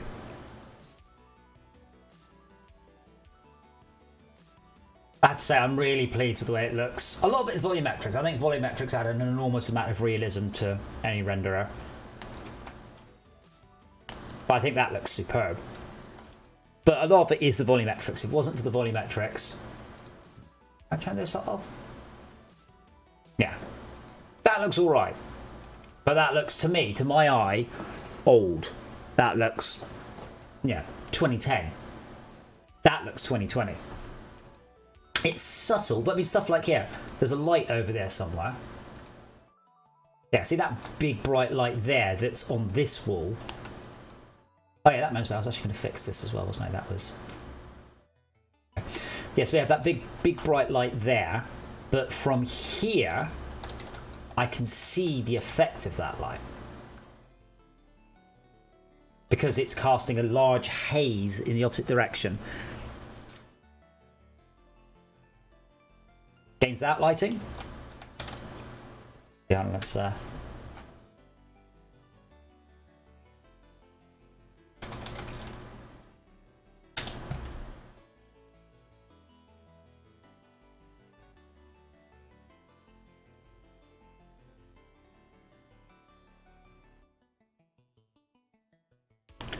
Yeah, that sort of shows the 3 steps, really. I quite like that. You've got PlayStation 3, PlayStation 4, maybe 5, and then next gen.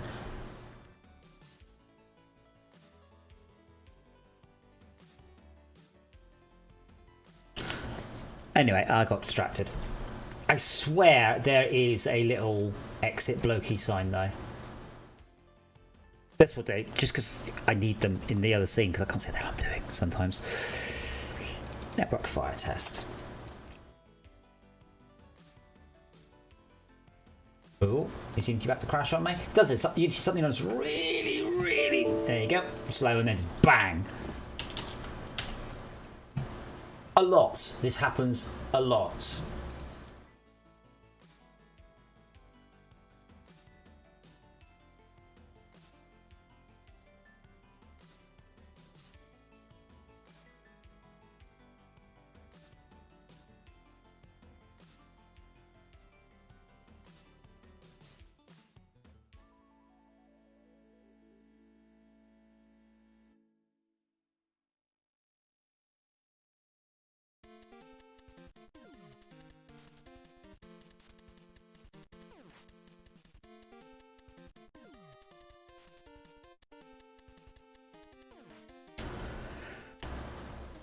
What was it? Oh, bugger. I've lost the LCD 7? LED 7?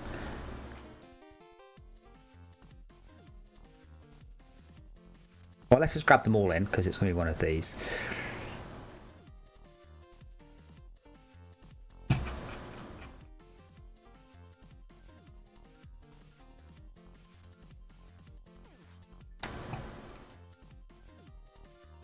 Now, these don't actually have any lights on them, but they probably should. Now, these, I suspect, won't ever be destroyable. I don't think, however much I might want to, having the entire game go completely black is a good idea. Eye height.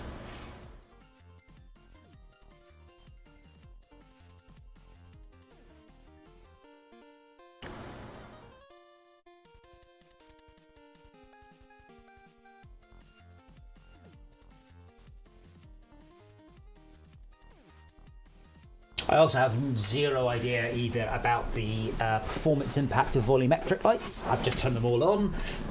I'll come back to that at some point in the future. But the thing about volumetric lights is you can see quite quickly if you put them in the wrong place, it really does not like it. So when it's sticky, I mean, I showed you this on the other scene where you've got them sort of sticking out.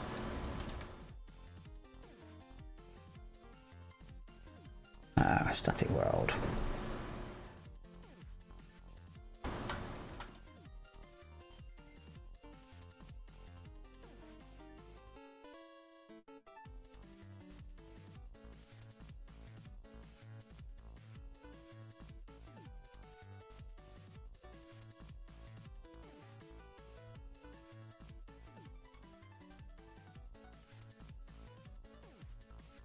I've just realised this is the wrong scene.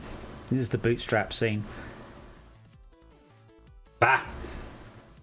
Well, I'll copy those two lights. I'll apply the changes. And I'll go into the correct scene.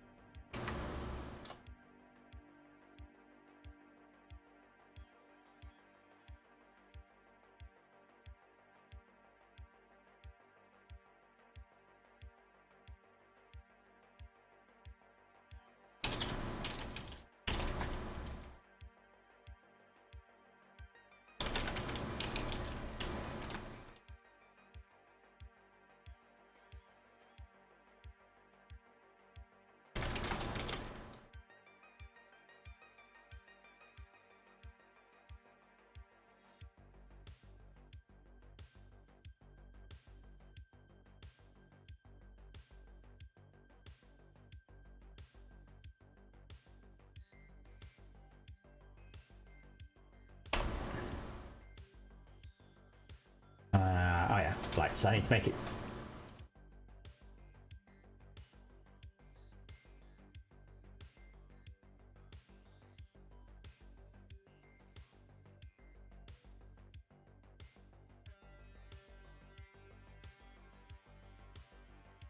Kinda. That's actually pretty good though. But you can see the light is small.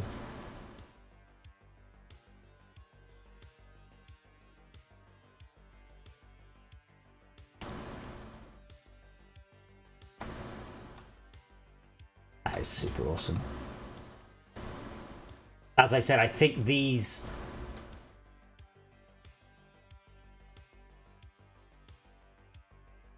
very brightly lit particles can actually be seen through the fog.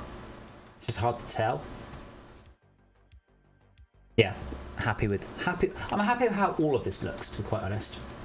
I really wish I could have done adapter like this, and if adapter had sold better, I would very much have considered doing a adapter remastered, shall we say, but it really didn't sell very well.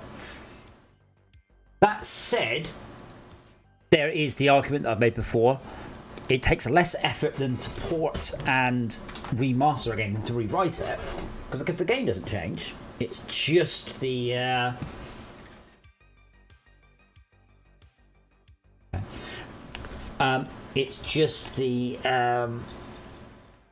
rendering. So redoing Adapter as a HDRP game and re-releasing it might not have been a bad idea. It still might not be a bad idea.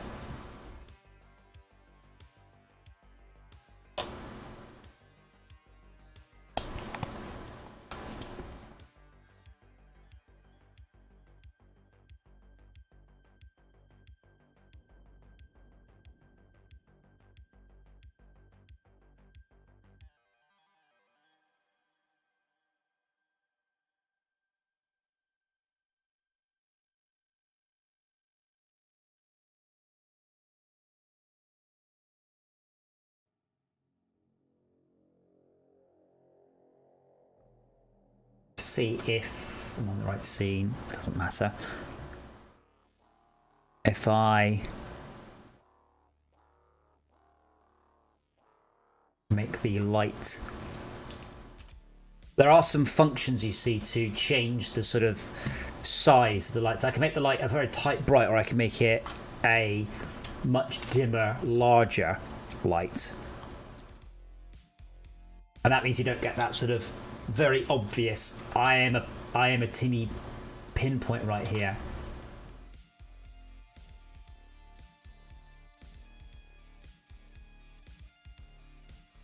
But yeah, as I said, I need to have mastered all of this by the time Fortress Craft 2 rolls into full development.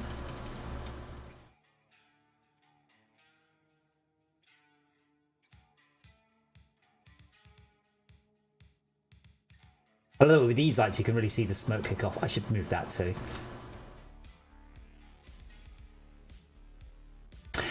Even if it is incorrect, you can see the fire. That's probably not a bad idea. I mean, I can't see the orange smoke, the orange lights from them. Just too thick the smoke at this point. But that feels excellent. That feels really, really good.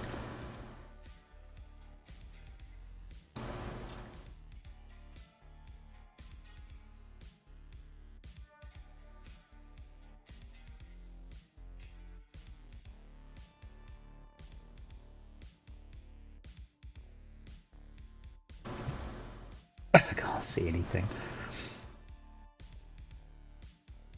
Oh, I'm gonna make a little note of a little polish idea I've just had. Add water droplets on the camera when using spray gun at close range. There's the lights. It's now beginning to clear in here.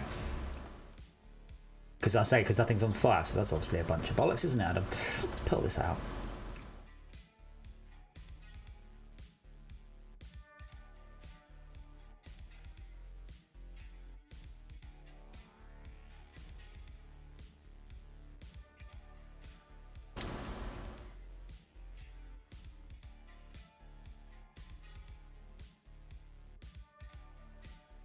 Yeah, they're probably a bit big. Could probably do with being smaller and brighter.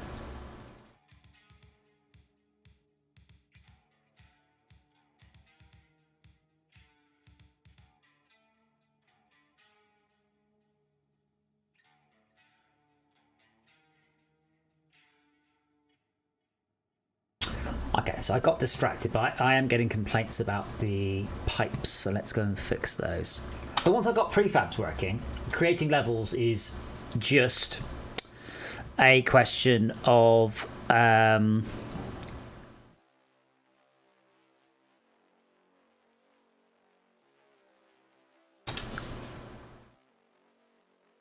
plopping them in the right place. Yes, I did use the J word. I'm allowed to.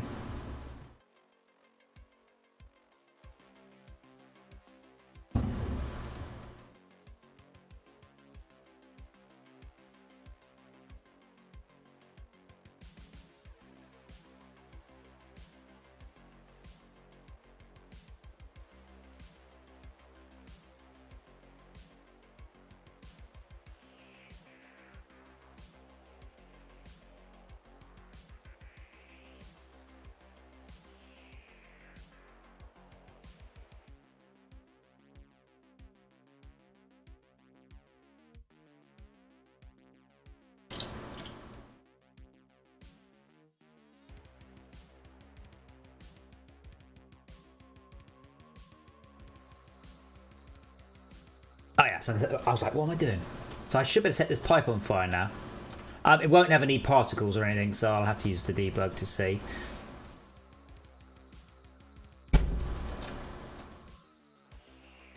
Oh, it might not have any collision either. Yeah, okay, so I need collision. That's always important.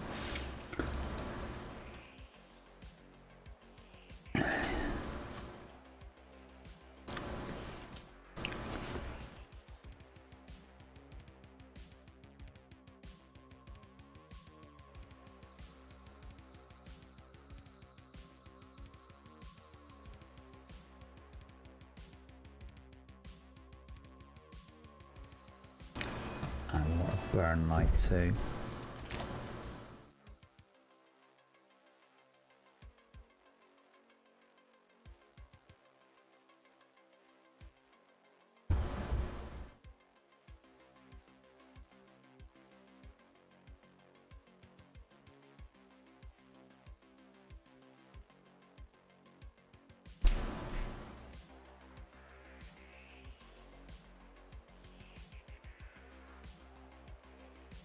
I like how it looks, because obviously this is all the stuff that would be on fire, but isn't currently on fire. And then we need to know about the fire lights.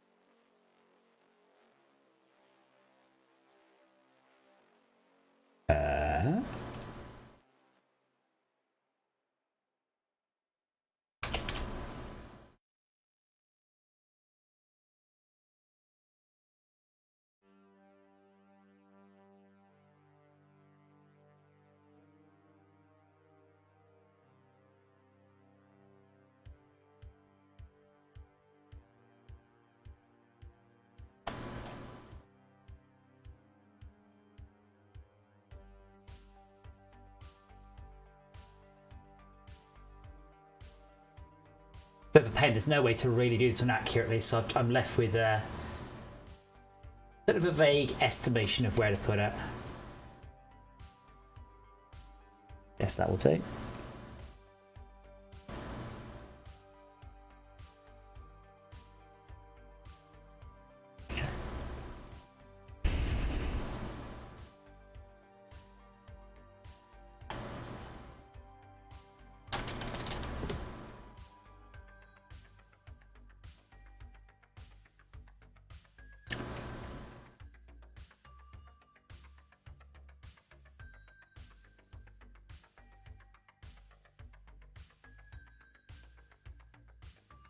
Well, it's gone batshit out there. Today I've had such blazing blue skies and hot weather I was considering taking my motorbike out, and snow.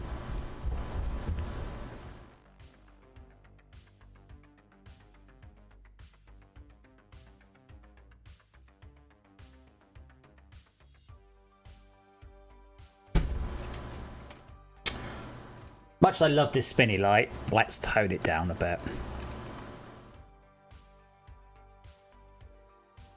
That's not done as up, Adam.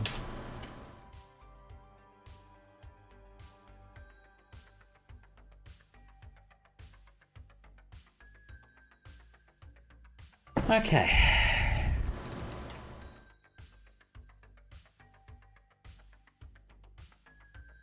I haven't even thought about sound effects yet, because obviously things exploding, catching fire, it's quite a lot of noise.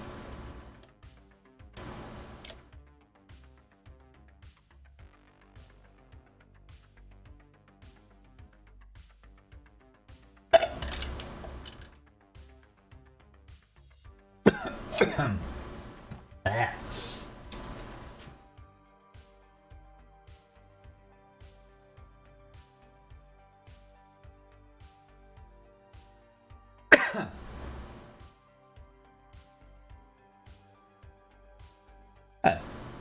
Whoops.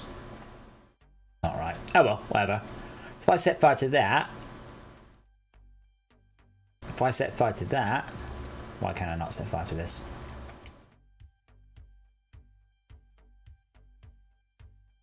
Because you don't have a collision box. Why not? One of you does.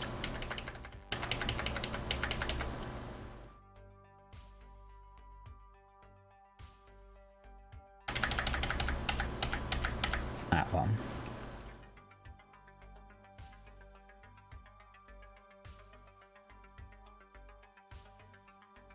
Oh, well. Corners should probably have one too. It's a slight more of a pain in the arse because I have to have a proper mesh collider here. I can't even have a... Well, I guess I can get away with a convex one. You'll never know. Don't tell anyone. That was B and C.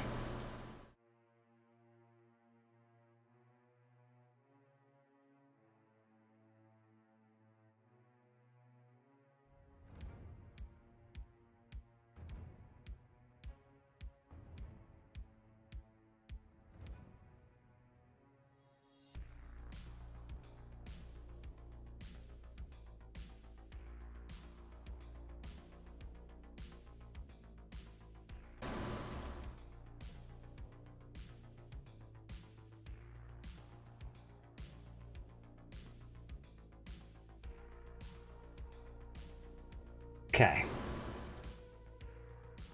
Oh, yeah.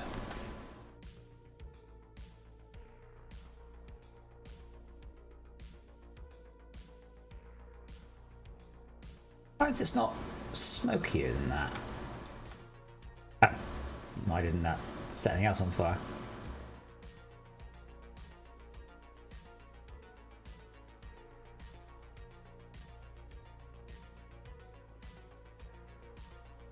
Where's my bloody text?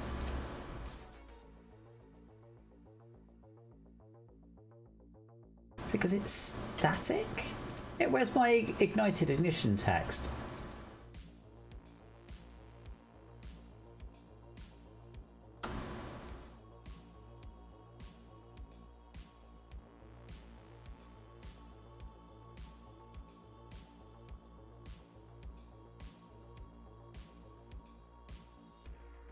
Going on? I don't have any errors, but it's suddenly all stopped working.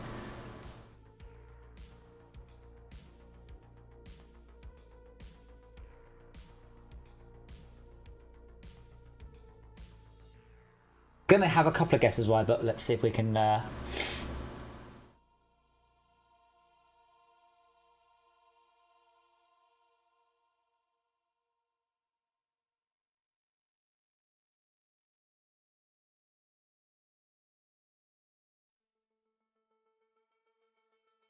So all my network objects have not re-enabled because I don't know why.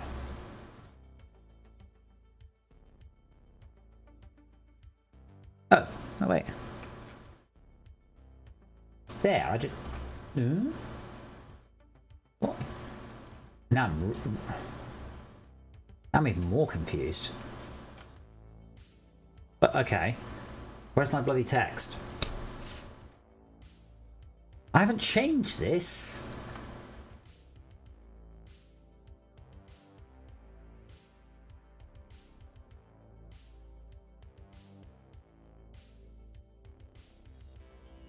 Maybe close and restart Unity.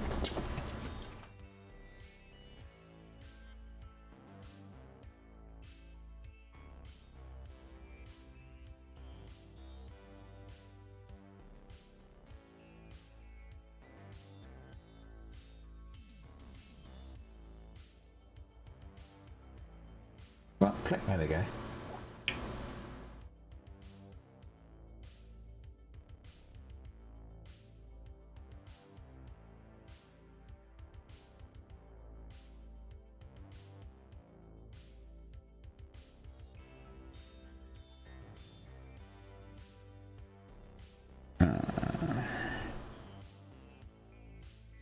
Yeah, where's...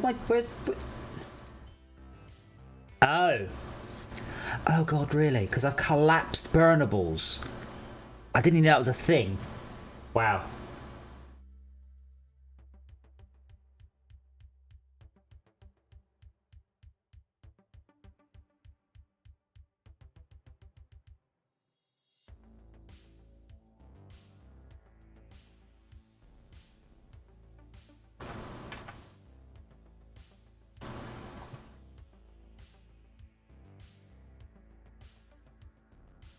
Where is... Oh, there we go.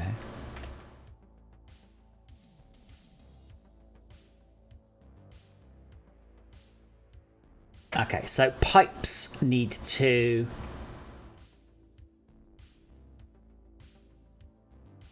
extend further with their burn radius.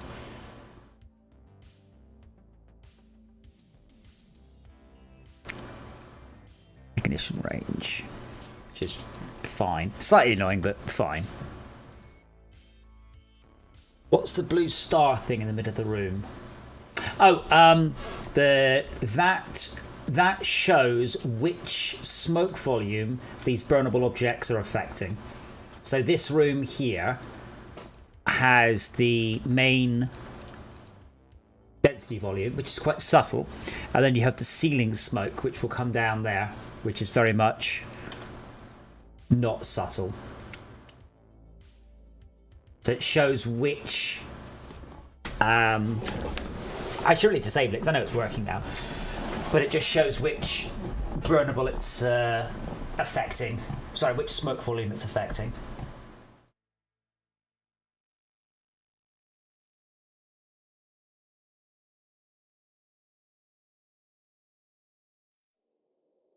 Okay, so hopefully then, if I set that on fire.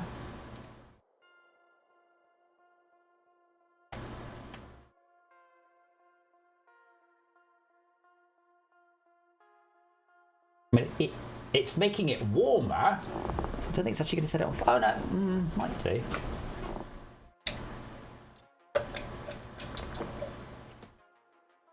Going out in 3 seconds. Oh yeah, it's just about, there we go. So they only just go.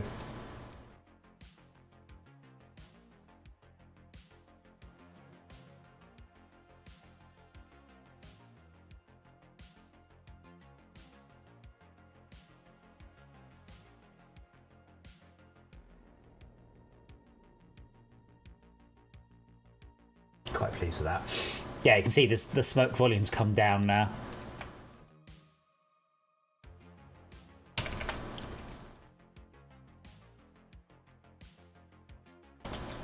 Damn, that looks so good. I don't know how it's coming across on the stream, by the way, because that will absolutely murder the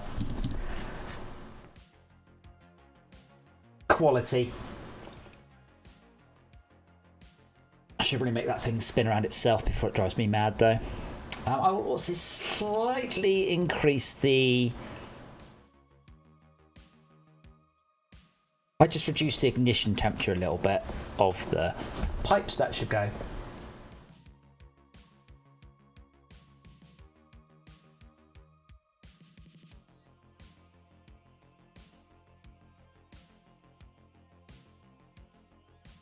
I also need to attach some fire to them. I don't really have a... This is going to be a little bit more tricky because the barrels have got a nice, obvious place to put fire on. The puddles of fuel have got a nice, easy place to put fire on. This one, not so much. The straight one, sort of. Don't really want to start crafting individual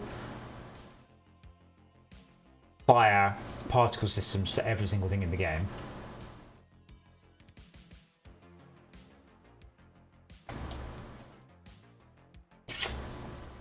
I'm quite surprised these didn't catch fire. But I am pleased that that pipe caught fire. It's a bit big, 12 meters, but I've reduced their range, so I might be able to reduce their range back down. I'd like it if things were more obvious. But this, if I set fire to that, that should ignite all the way along there. And in fact, this is what this is what I haven't done yet. is thought about a single fuse all the way down the level. Things exist which can catch fire, yes. Which triggers visual effects like fire and smoke, yes. Produces heat, which causes many things to catch fire. Absolutely, 100% correct. I mean, I'll show you, because I want to test what I just did. It's a fairly simple fire, like, simulation. But in theory, I think if I set fire to that, I said I haven't hooked up any particles to it there, but you can see it's burning. Its temperature's going up. Oh, it didn't burn for very long. Okay, I'll have to ignite the next one. There's a little bit of randomness.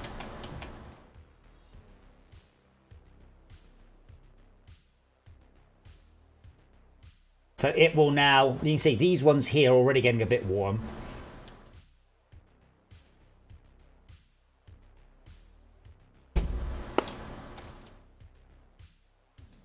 Although quite frankly, after a little while, it'll get so smoky in here, you can't tell what's going on.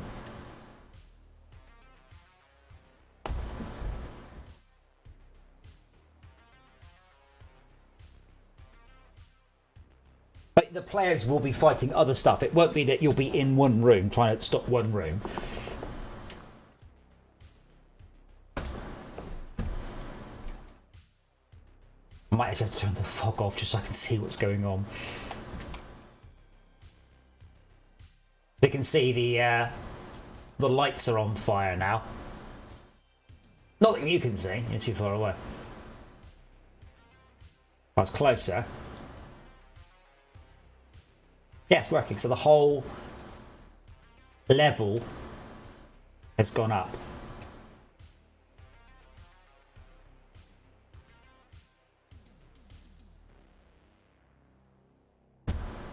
Now here's a thought. Where are the burning decals? In fact, did I tell them to put burning decals down? Do I need to tell them to put burning decals down?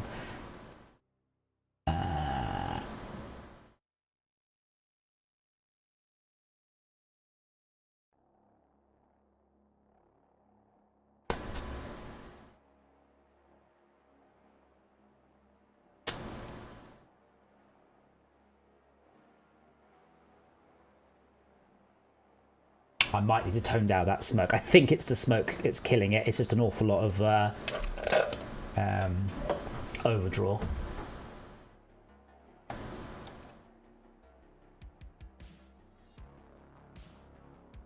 But that's still on fire. So the smoke clears, and that's one of my favourite bits is the smoke clearing.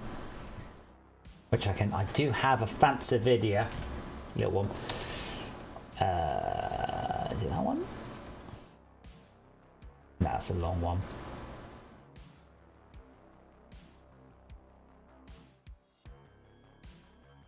That's a short one. There we go. Yeah, so if I speed it up, see the smoke come down, fire goes out, smoke dissipates.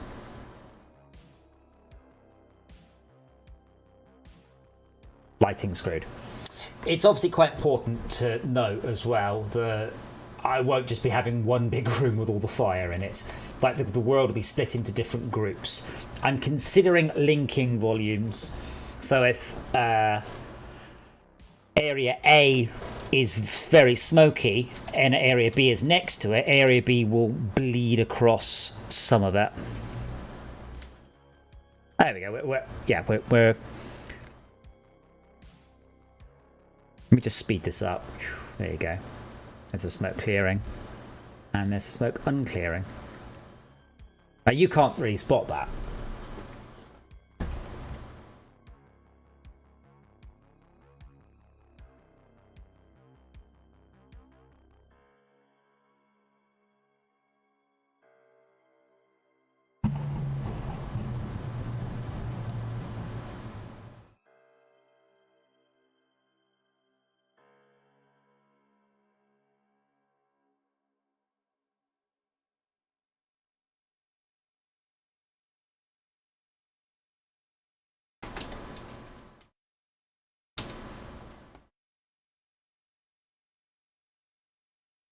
That looks good. That is exactly how I want it to look. I'm so happy with the visual look. The slightly swirling smoke.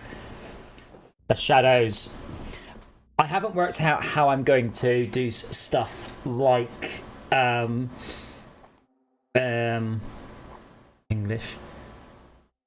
Making the room look soaking wet. I can make little bits look soaking wet.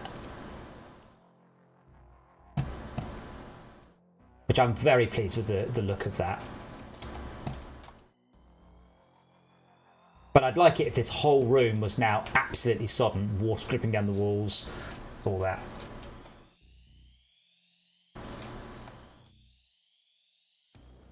I do also need to sort these. They're not supposed to just do massive, solid circles of dirt. But it makes sense for static burnables.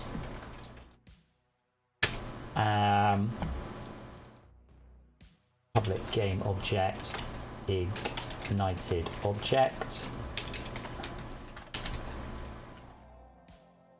burnt out object.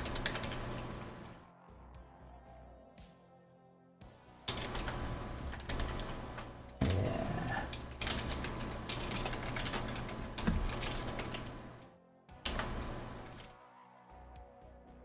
Ignited object, let's set that to false.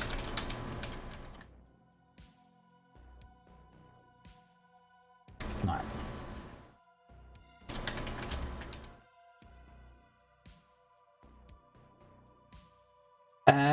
Oh, we don't actually have a way of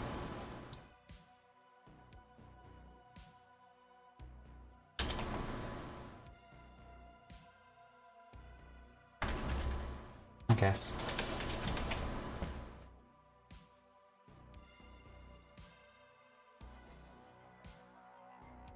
I need to check the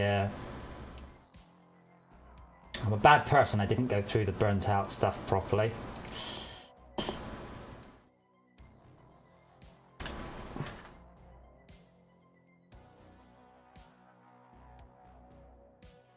Oh.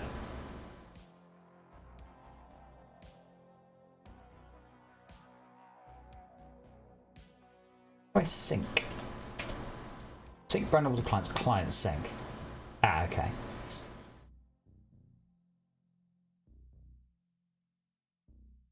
So ignite will call it, and that will do that just in case the client side mirror sim doesn't catch it. I don't have a great way at this point of getting the things to put scorch marks in, I'll say arbitrary places, arbitrary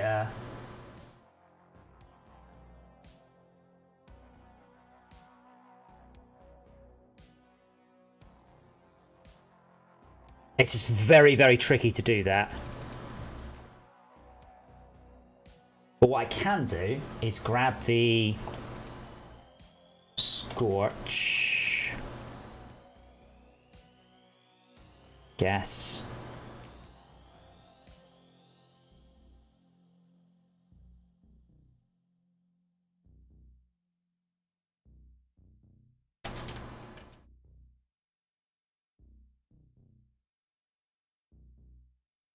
I don't have the right textures yet either. These are just ones I've got rather than correct ones.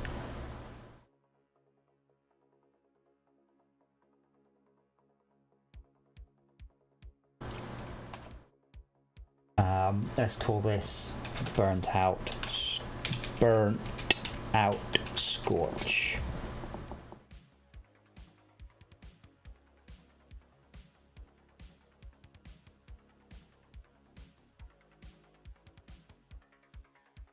It's just not. It's not right, is it? I do have. The blast one is pretty good, but it doesn't really make much sense. Oh, where is that? Persistent game object. Game prefabs, decal manager. Got small scorch, which isn't bad, but it's not really a scorch. And then the blast mark, which is alright. but not brilliant either. Let's grab that one for the moment.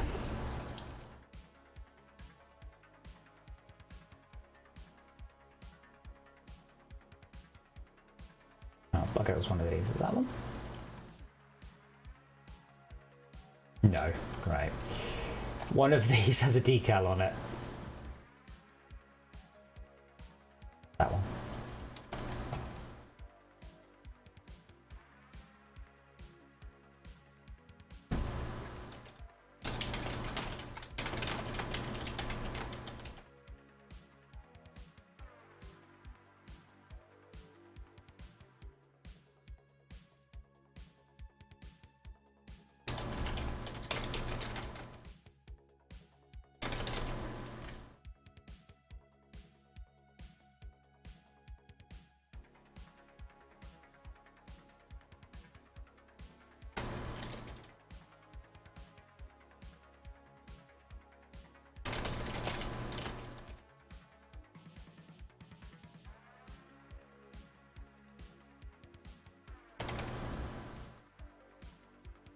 Oh, where's the...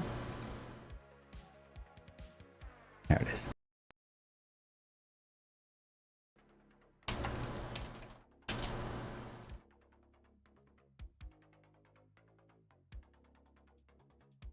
I guess it just needs to look fucked. Later on, I can worry about getting Todd to do some actual sort of like scorches.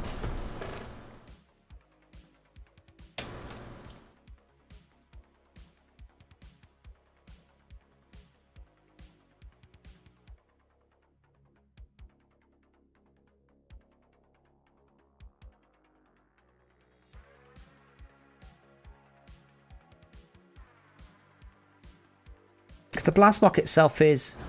Oh, there is actually a different one. Let me try the other one. Let's call this one Scorch Decal. As I said, later on, Todd can fix it and make it all brilliant.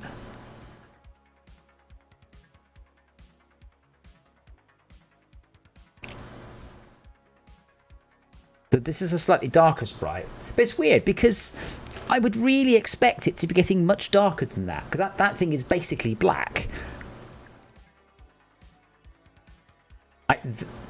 There's the sprite. Why is this much more subtle than that? Should I also affect the smoothness and the metallic?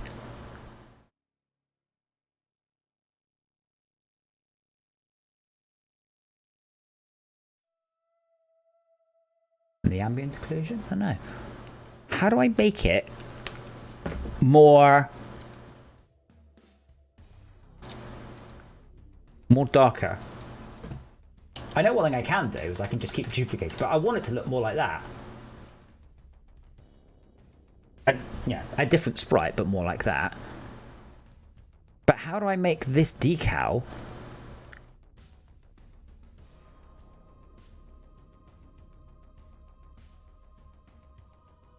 more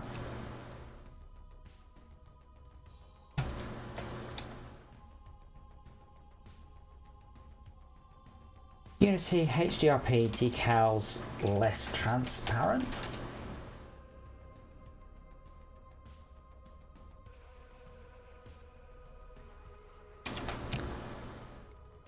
I mean, I can click effects transparent. Nope.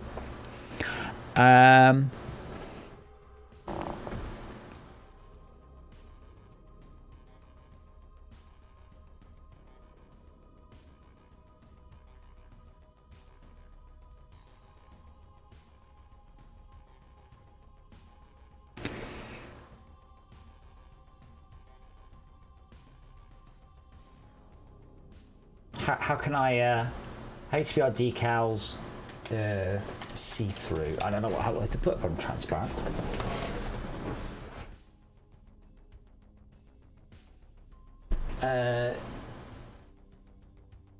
More intense.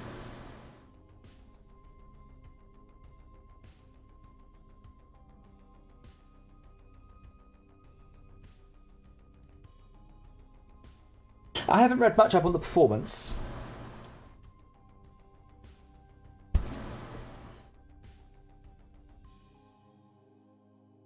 Well, no, the alpha's nothing. There is no alpha in it.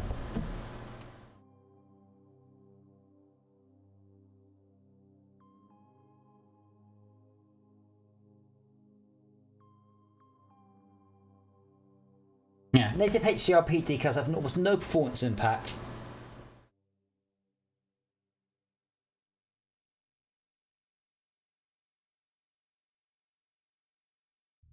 Right.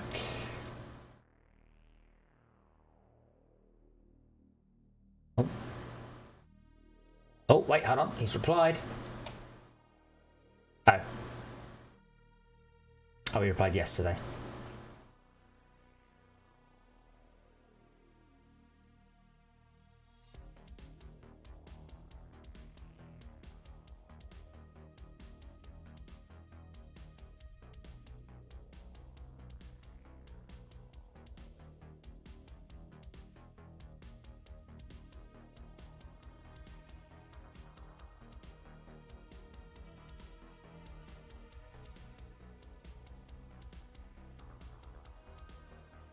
But I mean, I can, trivially, I'll prove you wrong, and hopefully it's me that's wrong, not you.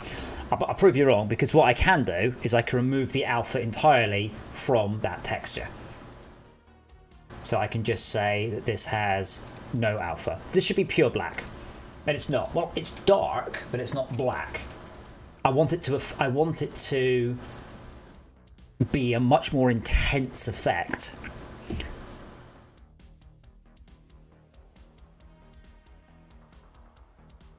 Now, the one thing I can do, it doesn't work as well as I had wanted, is I can use a negative intensity map. If I do like -100.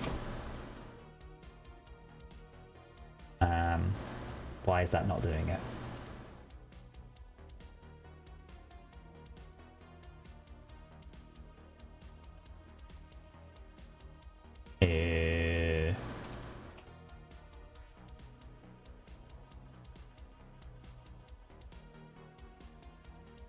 And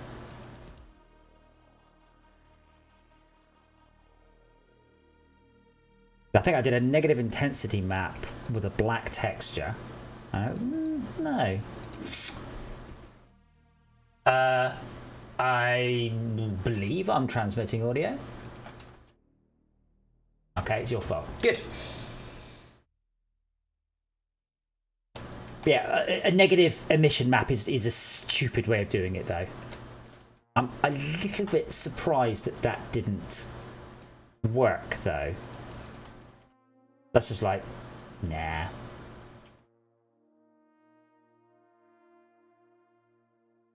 Oh, wait, yeah, there you go. That's what I want. Oh, yes, because I'm just doing the entire thing. But I need to mask it off, otherwise it's just a solid black box.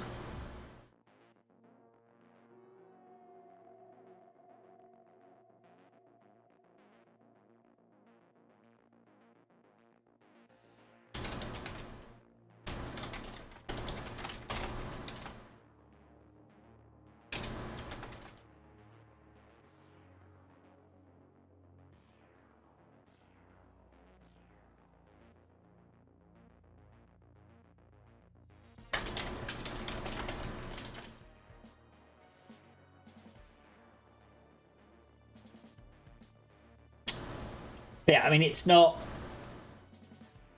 I can make it less intense.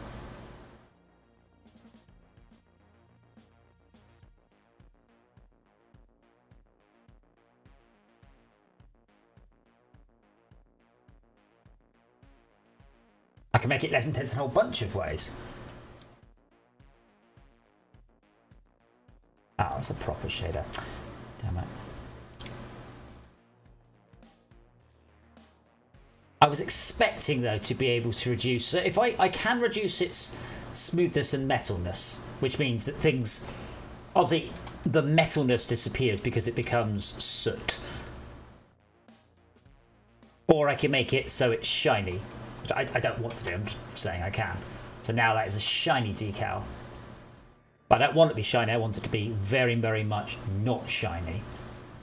Just much darker. Or is it just because there's a light right there?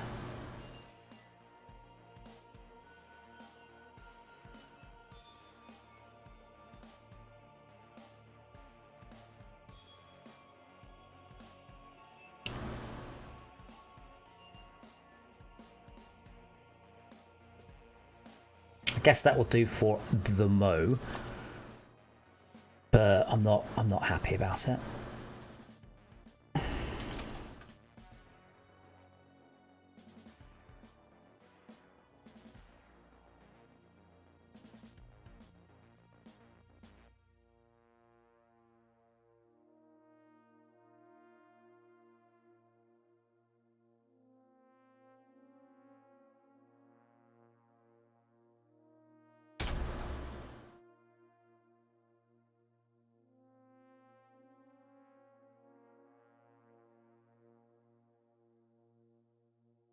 But yeah, one solution is just to do that, which is not a good solution, unfortunately. I mean, there's some of them smaller, some of them bigger, randomly offset. The thing is, I'm kind of quite aware of how expensive it is to do shit like that, because it does that looks excellent, or it would do with the right texture. It's just not sensible to just start doing that.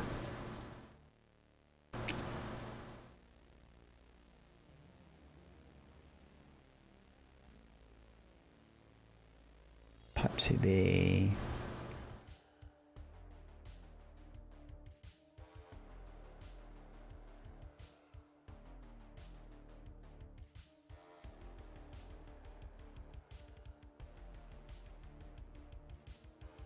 because one thing that is a solution for this issue is to have a dirty version of every single object in the game, and I can switch it out. But I'd rather just be able to slap a really like sooty, scorchy decal on it.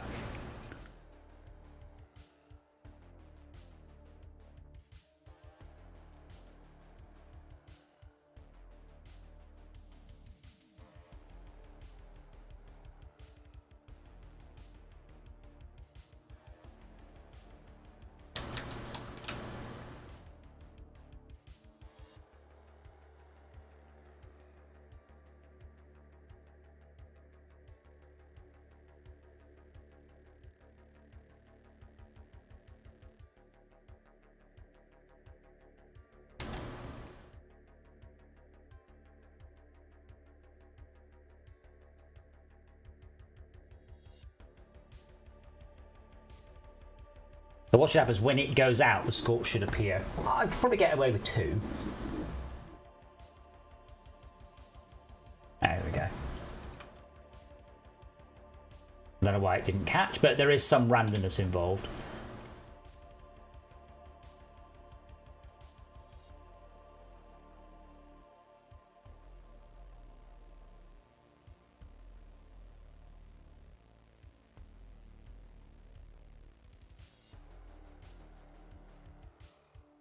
A nasty weird box then.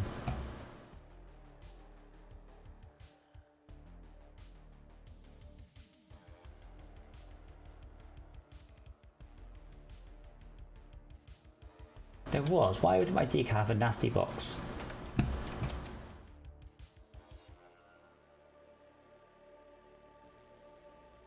No. Oh. Okay, I'm gonna let that burn. I'm gonna grab a drink. No one asked you, Dora. Oh.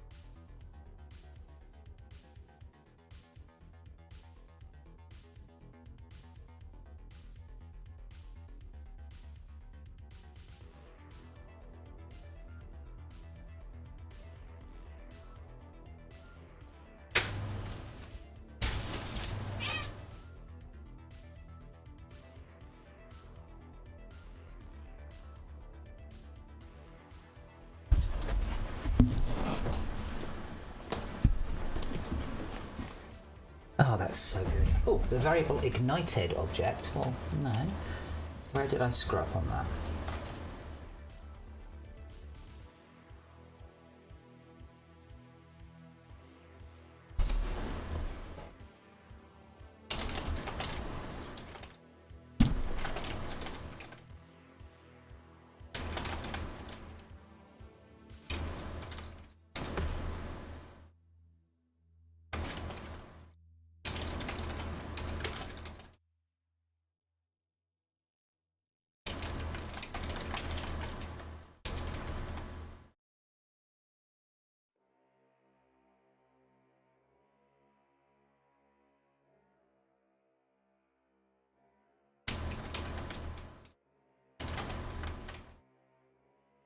The good thing about this code, it's all, what's the word? Genericized.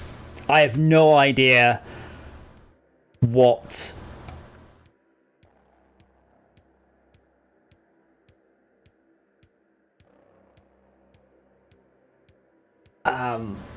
what it does, what it looks like. It could be anything.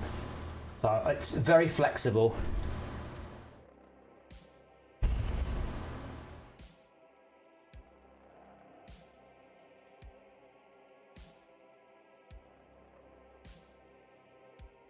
Hi, I'm Siri. Choose the voice you'd like me to use. Hi, I'm Siri.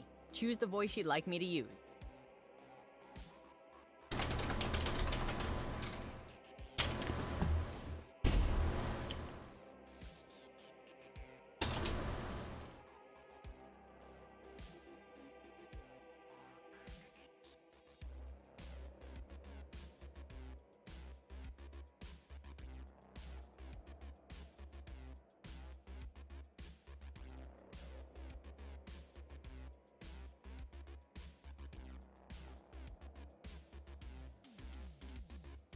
Okay, let me, while I think about it, let me grab in the dropship. So I have an idea overall of how the world should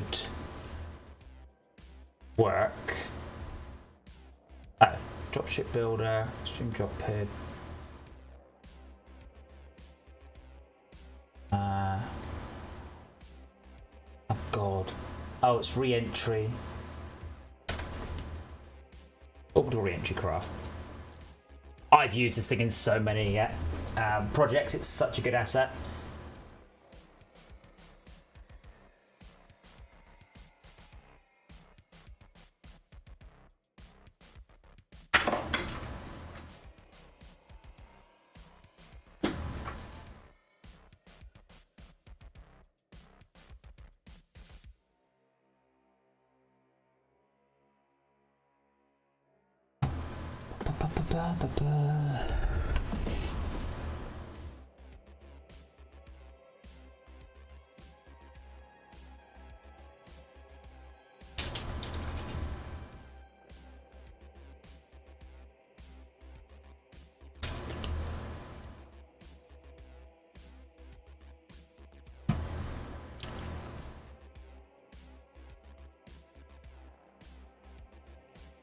So I will be building a entry prefab.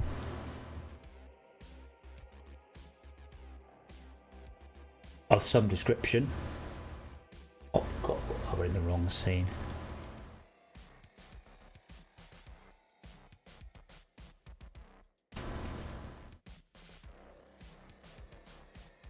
Let's go to the visual scene. I will be converting. I'll find out.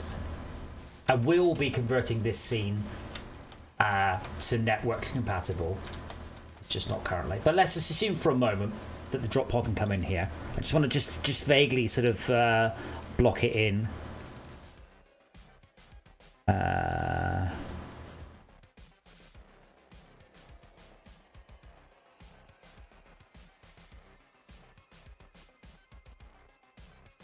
Yeah, like that. Perfect. Doesn't even need changing.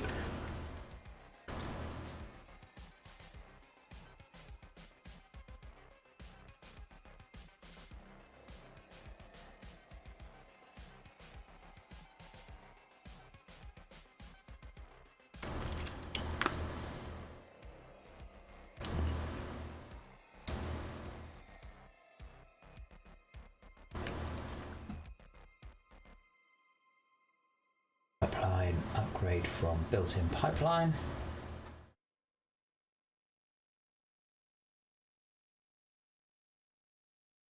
Yes, of course I have a backup. I don't have a backup.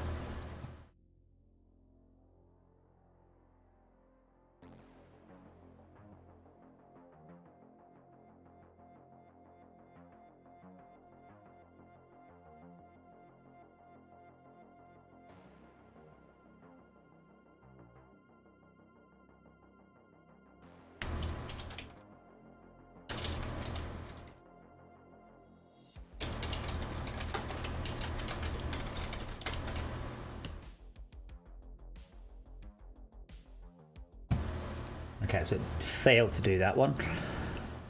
Oh, of course. Shaded graphs. Unlit glow.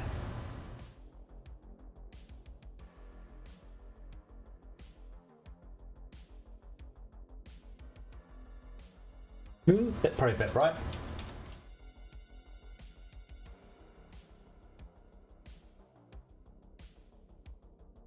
This is a really nice asset pack. With a, I'll say with a really nice interior that's so dark you can't see it. Unfortunately, we probably can't use it directly. For a fairly obvious and simple reason.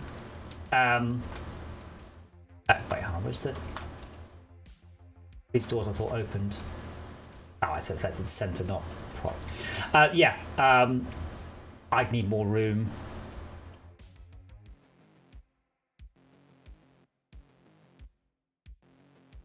I don't understand. Why is the... I guess at the moment I'll just disable it. I seem to recall the textures as well. There's this little button marked, make textures better.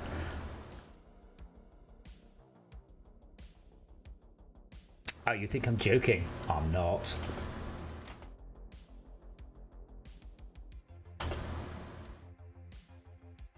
Max size. More.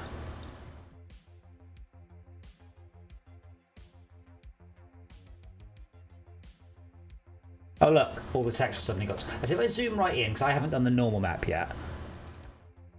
It's really weird, like this guy ships it with really big textures and doesn't set the maximum input size.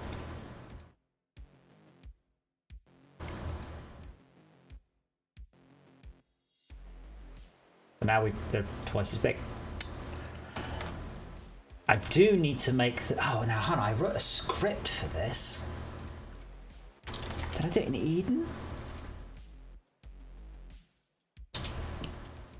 No, Kingly. Not that. Trunk, prototype, assets, edit. What do you mean? I'm pressing E, and it's like, no, there are no files beginning with E. Really? There's one. It's not that.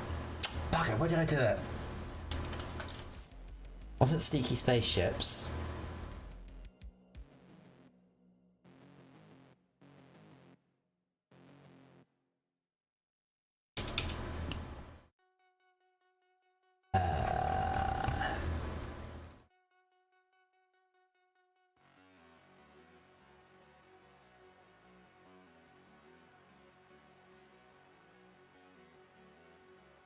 I don't really want to just search this. It's something like, it's a script that I wrote to mark all of the textures as streaming.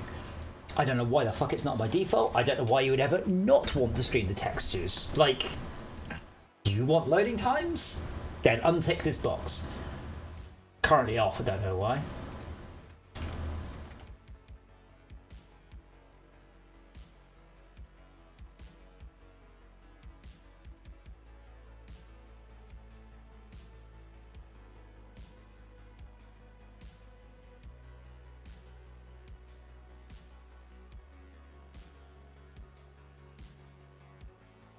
But it would have been an editor script.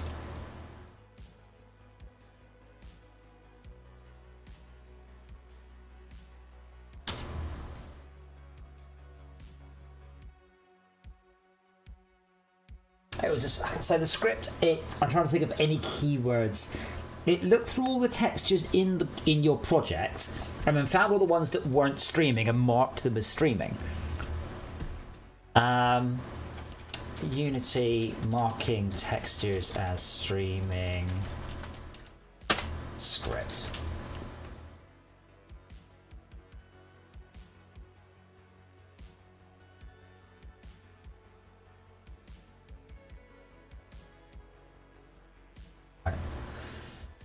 Unity changing texture import settings script.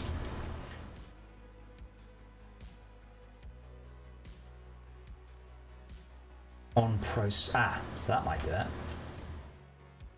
If I search all CS files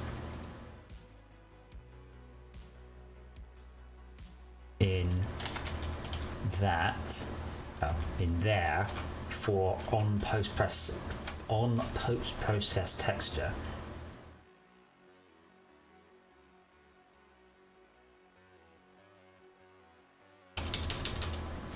maybe this might take a moment.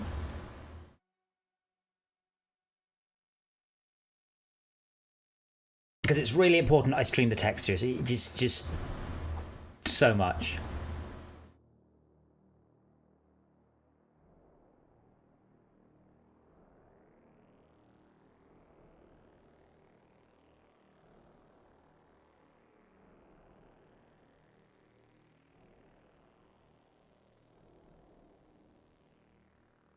TextMax Pro, of course TextMax Pro's got it.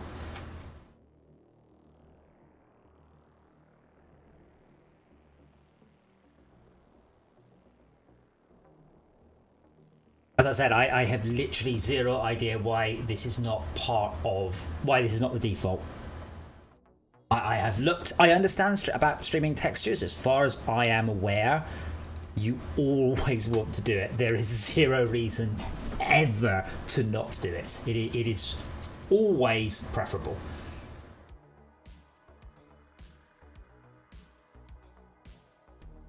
I'll save that. I'm sure I did. No, I did.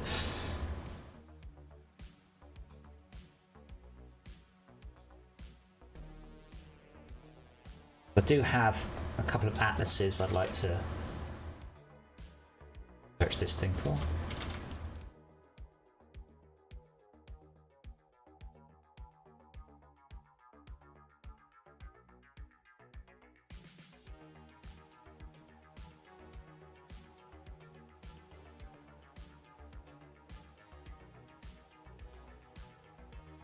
But it means instead of keeping all the textures in RAM, we just stream textures in and out as we need them.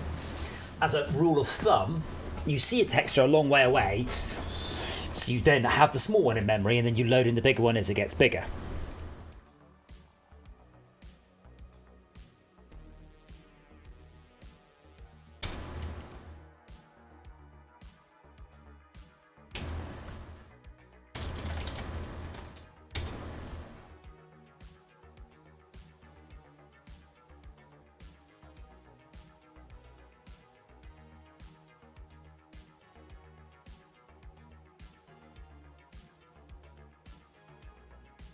Also surprised me in this day and age why this is still slow.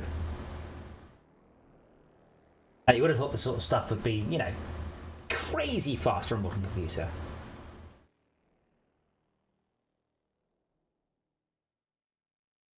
But I definitely wrote a script to, it was either this or the maximum texture size. Let me just double check. Sneaky spaceships.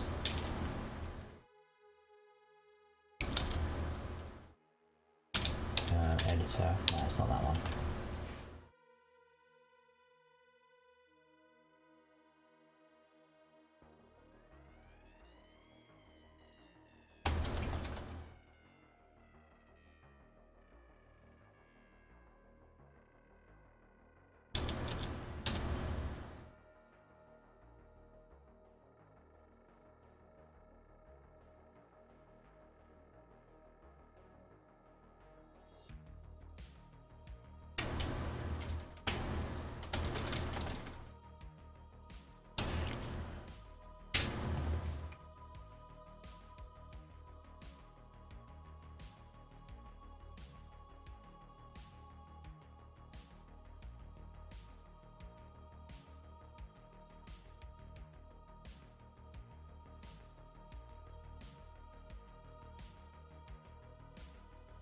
Well, while that's busy doing that in the background, let's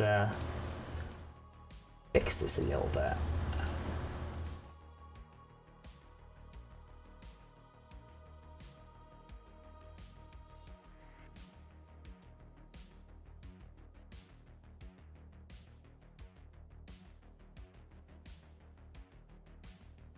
I'm not even sure I could actually get the player to walk out of that reliably. So what? Sorry, what did I use for the depth test? Is it lessical? Yeah.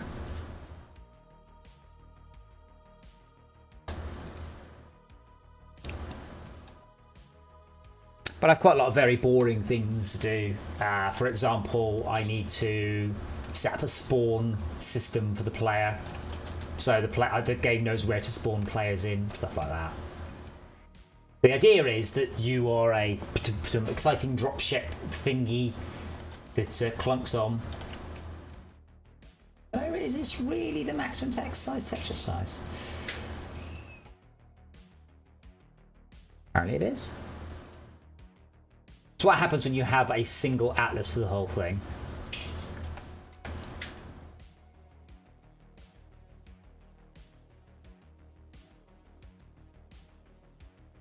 Yeah, game will load up, game will start.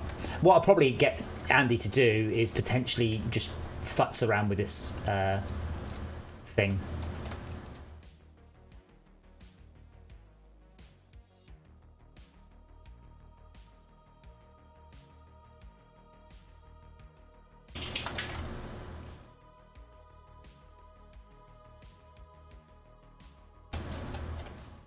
And it would be an exciting sort of, maybe you're an emergency group of people. English. Of some sort. So you've smashed your way in. Like in, what's that Space Marine animation? That thing in that Space Marine animation.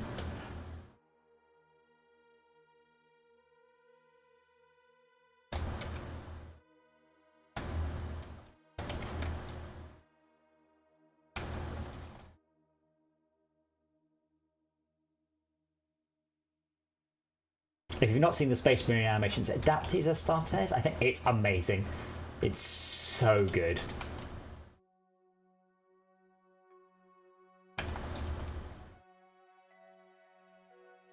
you don't know what Warhammer is or Games Workshop, then I congratulate you on your marriage, and I hope that you and your wife are very happy together.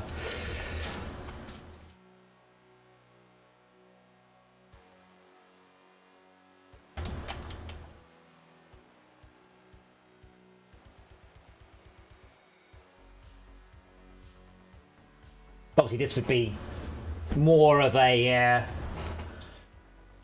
shit. So what will happen is you'll be stuck inside for 10-30 seconds as it sort of shakes around, and then it smashes in, and then you'll get to go into here and to wherever.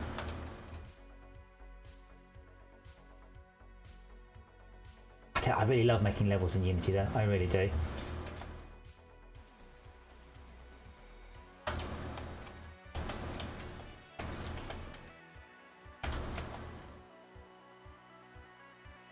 Someone was complaining they kept falling off the level. Not naming any names.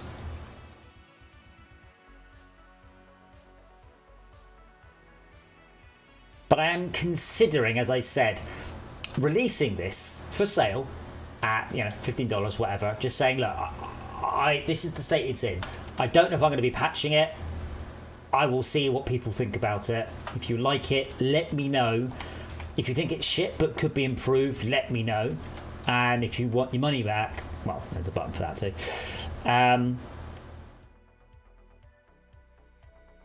Because it annoys me that Steam Early Access is not early access. It's release a fully fledged game but without too much content, or you'll get smashed in the reviews. It was never the point of early access. The point of early access was to get access to stuff that wasn't finished, not highly polished demos of stuff that will probably never change very much. Because this, to me, is a very experimental game. I don't know if it will work. I don't know if it'll be any good. Don't know if anybody would want to play it. And I'd like to be able to ship it on Steam and possibly recoup some of the development costs and time.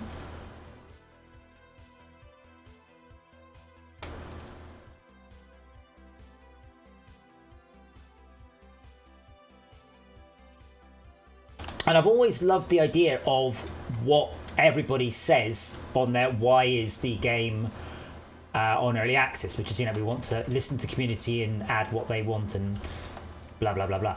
No one ever does. It's so rare. Like Carrier Command shipped. We played it with sort of a, what were you thinking with a lot of these things? Like, a lot of your decisions were absolutely batshit, and there was certainly no feedback from the community anywhere along the lines. Like, did you guys even play it in VR? Oh, you didn't. Right, okay.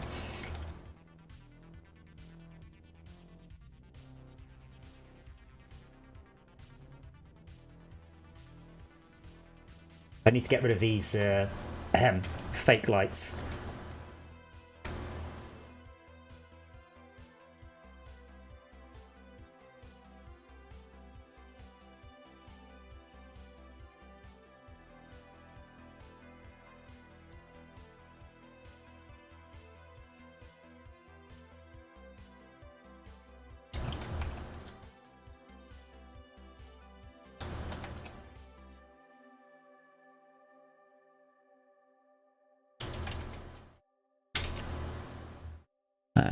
So I want at least one spotlight. Oh. Let's mirror the correct. Which light is the middle? That one.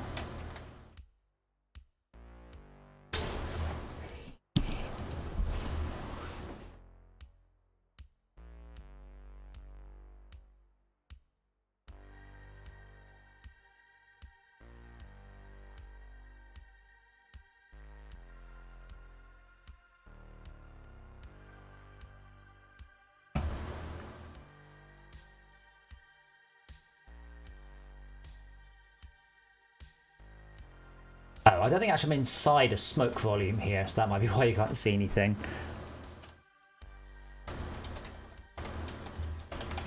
That's also something I've not really started to do, is multiple volumes for the smoke.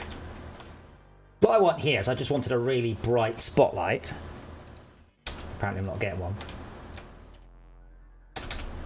Like that. Oh, that looks so good. It's unfortunately way too bright.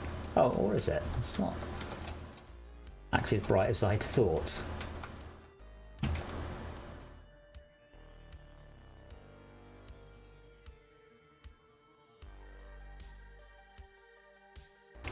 It's an insane, it's like 6 million lumens though.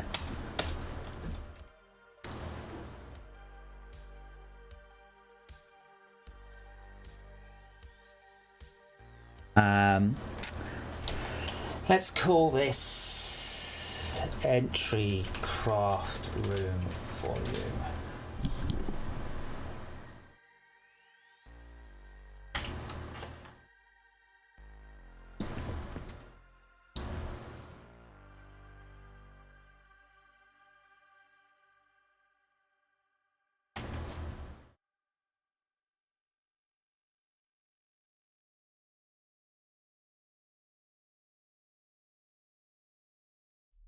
The lighting is just superb. I'm so constantly pleased with how the lighting looks in this game.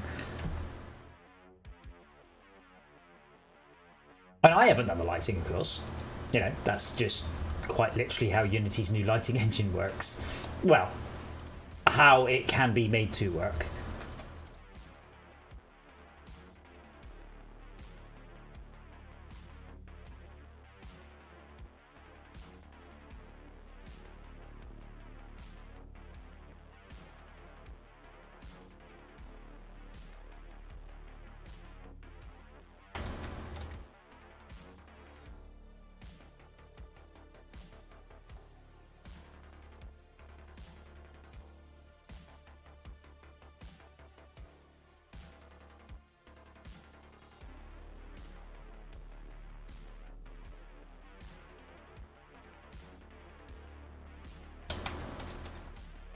very hard. I guess what I could do is make the fog distance like that. Then it becomes a little easier to see how big it actually is.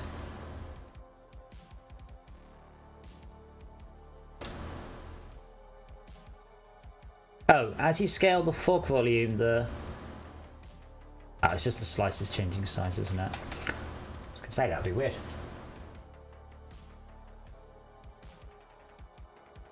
In fact, that does still look weird, but that might be the very odd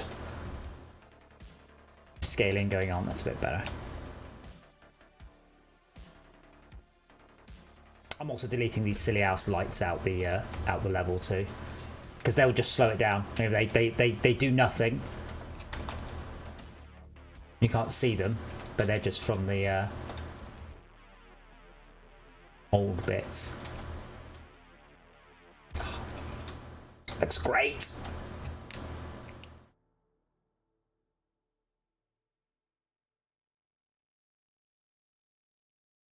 But here, for example, it's probably something I should think about. Let's turn the lights off for a second. Let's so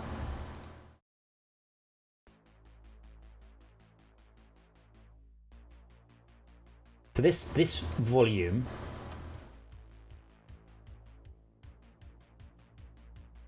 probably wants to cover to about here. I assume the more accurate layout these, the faster it will run. So that one covers this area, and then you've got this corridor, and then you've got this other room here. Leads back to up here. So if you were to run out, you can go down there, dead end for some reason, fall down, there. Now again, this is not something I've tried yet, and I don't know whether or not I need to, or whether or not.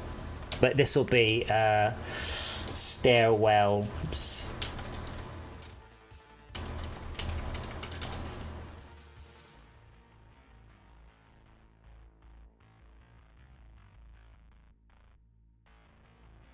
And then you need a little bit of overlap. Oh, hello, cat. Yes, Dora? Please don't rub your face on my mouse. Yeah, I'm afraid Dora's not predictable enough because she's too young to have a cat cam. Obviously, wherever I would want her to go would be not where she would sleep. I also swear this cat understands what a camera is, because when I point a camera at her, she's like, I'm off. So there you go. Now I have 3 room volumes, completely separate. I will make the entry craft room by default a bunch foggier, because I wanna. Oh, camera's upside down. Yes, for now turn on the volumetric. So this room is clear. This room is always foggy. This room will never clear up too much. For no other reason, this is just the room you start in. I wonder if I need to...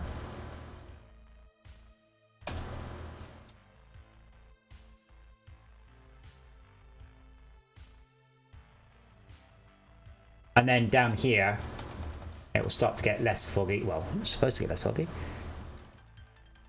Ah, here we go.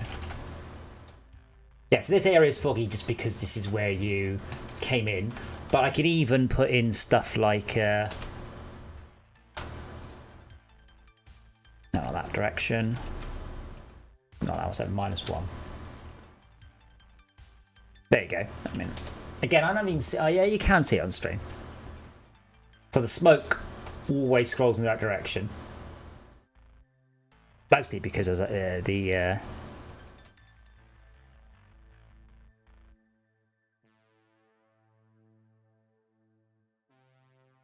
Why is it so weirdly...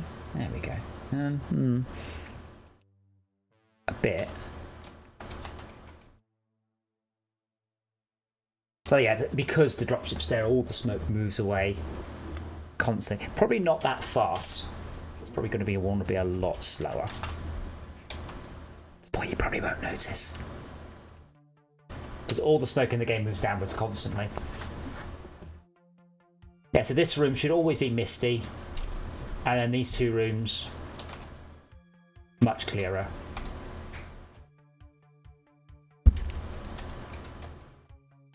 Just make sure it goes to the end. Yeah.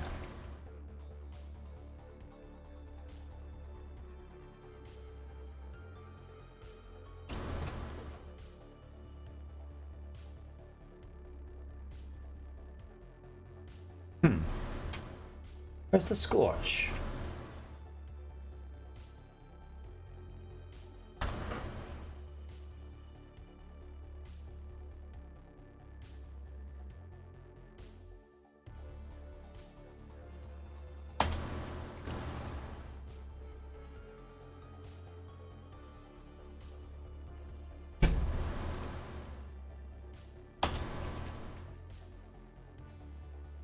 Pipe's a little bit further away.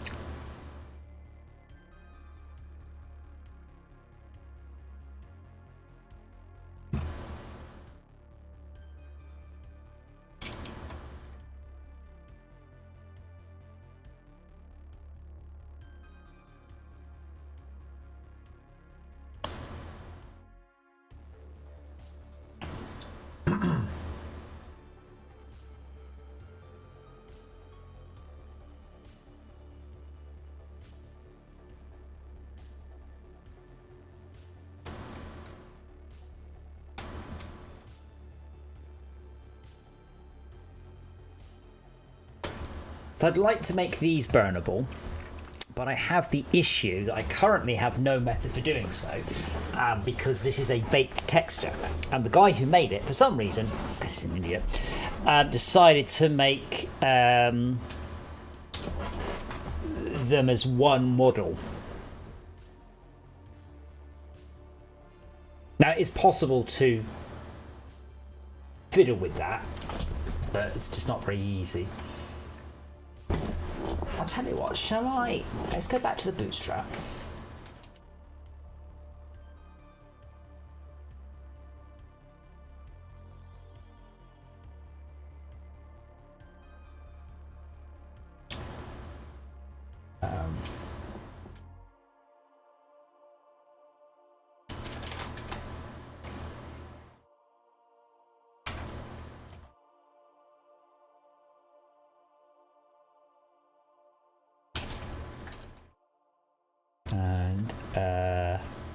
Fire visual scene. Because I haven't even tried running around in this scene for ages.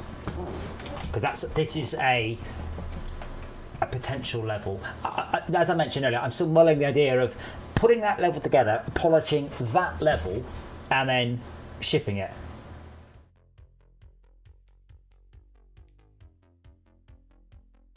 And see whether people go, wow, that's brilliant.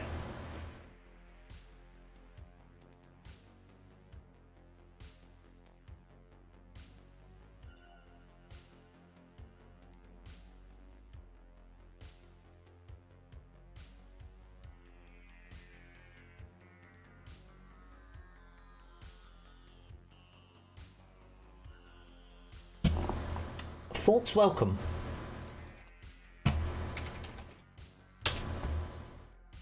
To a degree, I'd like a way of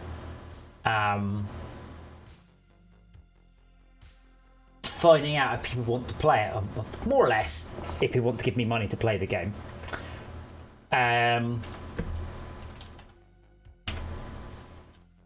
Because I don't mind working on this as a prototype, but you know, in a couple of weeks, that's going to be it. It will be, the prototype will be done. Whether or not I then spend another blah blah blah blah weeks making it into a game, I don't know. Because a game and a prototype are two very different things. But we will be giving it some play tests on the stream. See how that goes.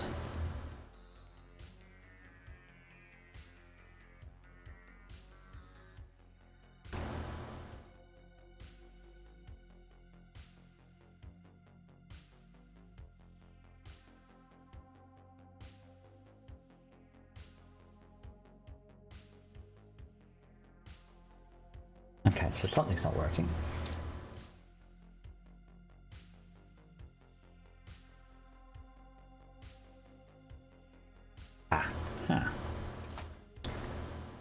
Network, and we want fire visual scene.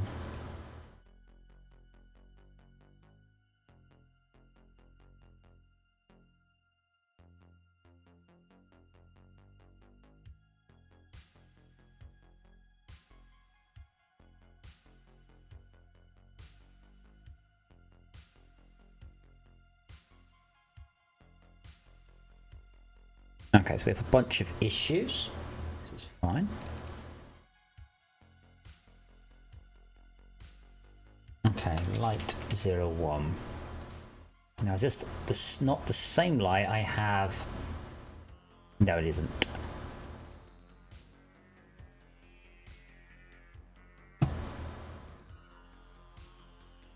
So we want to put that light into the burnables list. And that one. Prefabs, burnables, static burnables.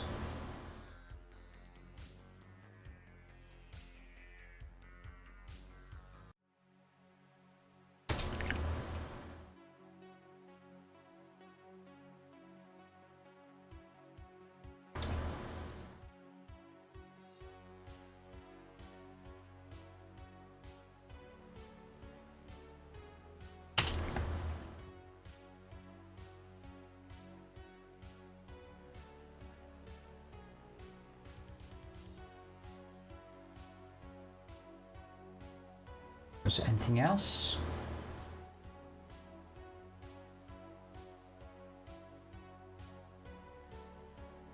Stand O2A. Yeah.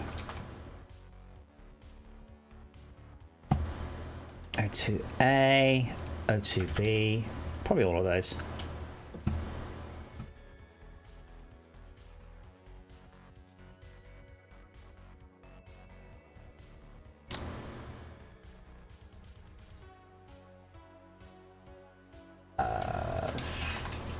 I don't know why I'm keeping them in two neat folders. That won't make any difference, but it's nice to be neat. Hello, Dora. That's my keyboard.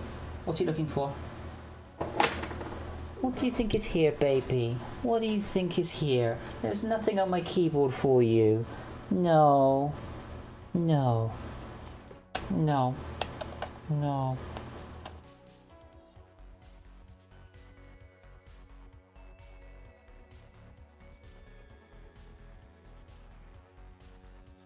Move that into the physics folder.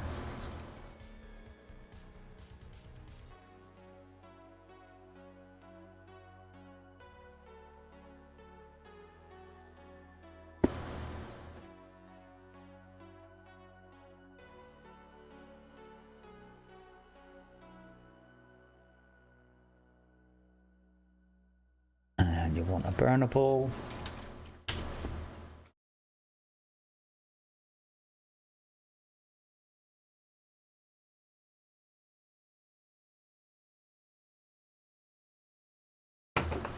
And a rigid body.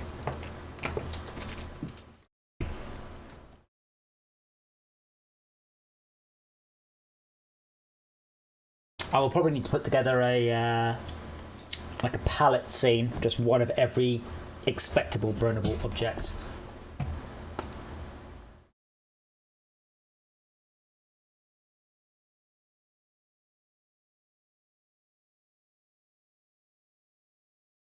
Okay, and you guys also all need a network identity.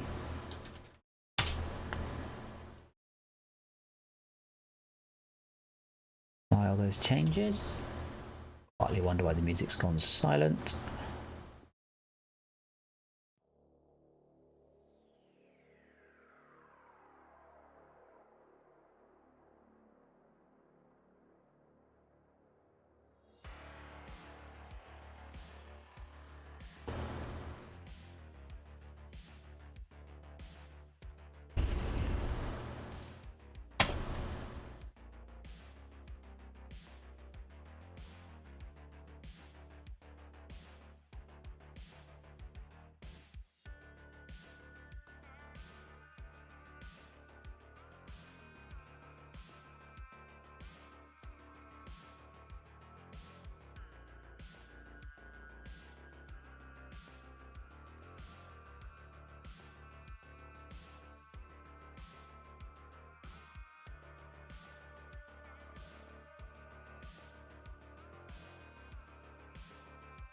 Interesting.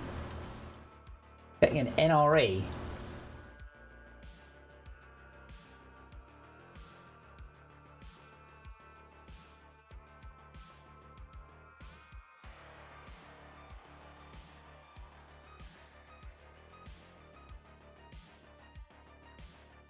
Unpacking and folk.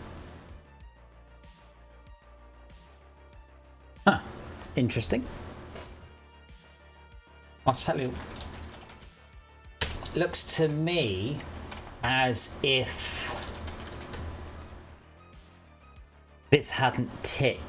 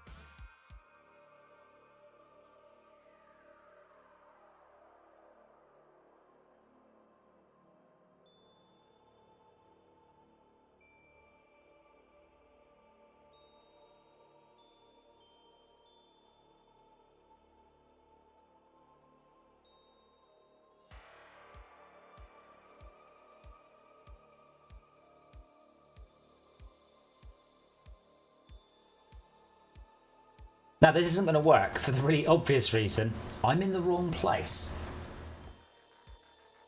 And there's no way for me to get to the right place. Which is a bit of a... Ooh, Unity, what are you doing? Unity doesn't detect massive like temporal jumps and go, oh, hey, let's ignore that. It goes, hey, game, you've had a 500... Yeah, there you go, bang, what was that?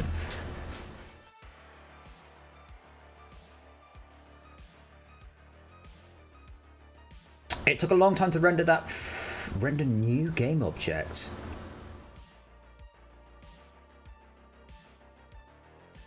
Render new game object.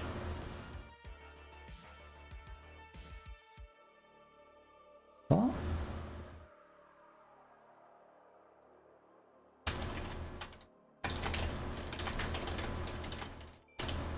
Oh, has my search finished?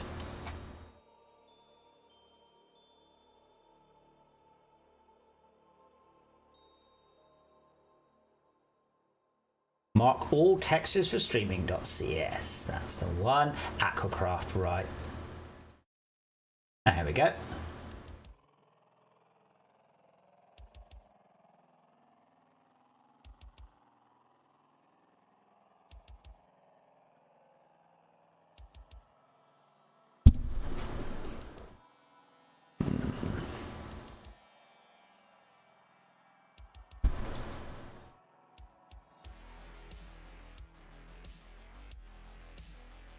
Someone's here complaining that a simple HDRP scene doesn't run as well. People, no, but it scales better because it should be faster overall. Like, no, like a Citroen 2CV will outrun a massive truck, but not if they're both towing 500 tons.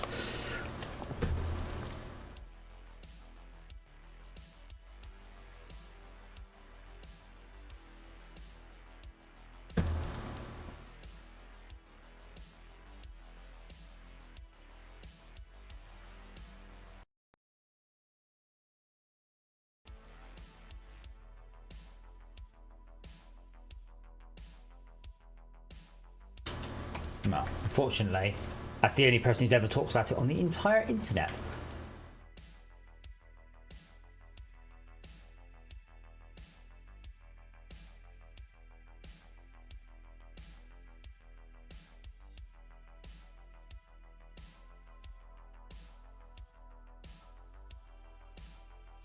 I love this. Like I said, I'm still waiting for you to get back to me about their broken text shaders, because one of their shaders, they take the far plane of the camera, multiply it by 0. Like, you do what? And if they come back to me with, oh yeah, that's not used, I'm like, then remove it. You haven't tidied it up ready for shipping. This is terrible.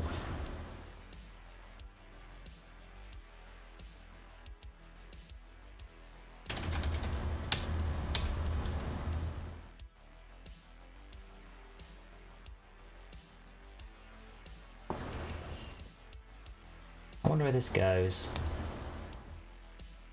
5, 6, 7, 8. 7 seconds to display the splash screen. You think you've missed the point of splash screens there, Visual Studio?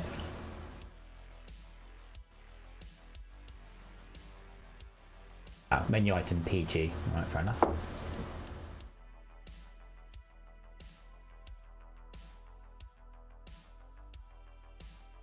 Oh, does it just do it? That could take a little while.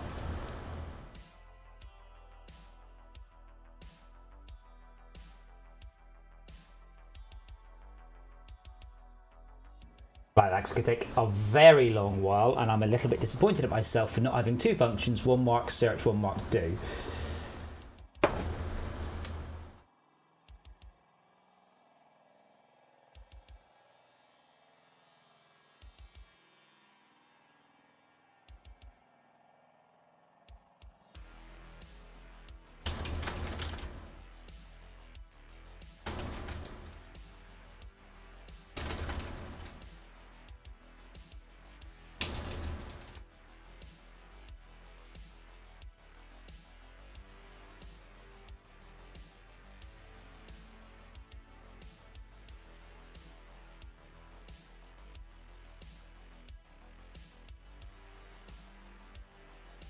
Bum, bum, bum. I feel like this could do 10,000 textures.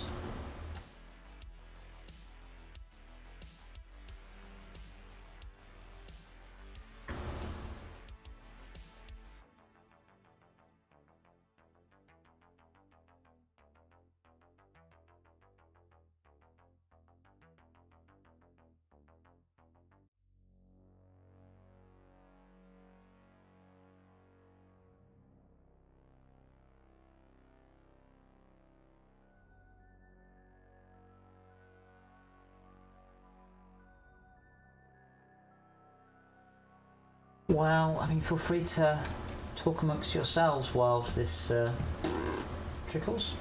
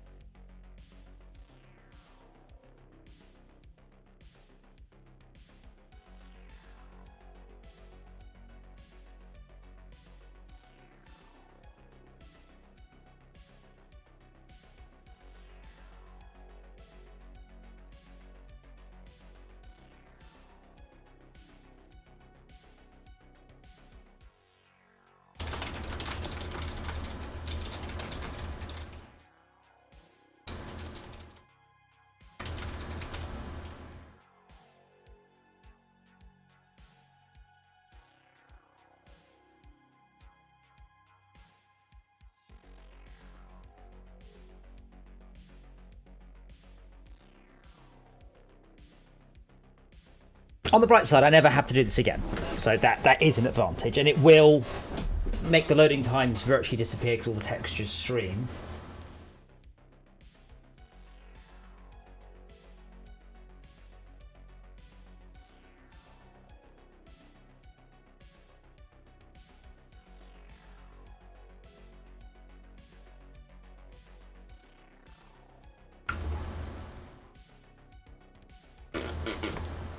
Ba-ba-ba-ba-bum.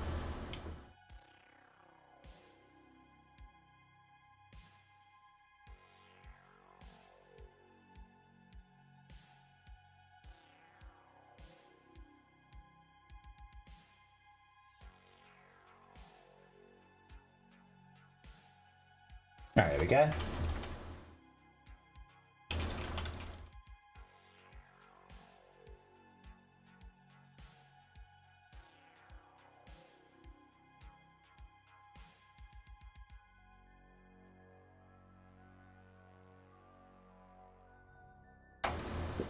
Nice. 823 images updated.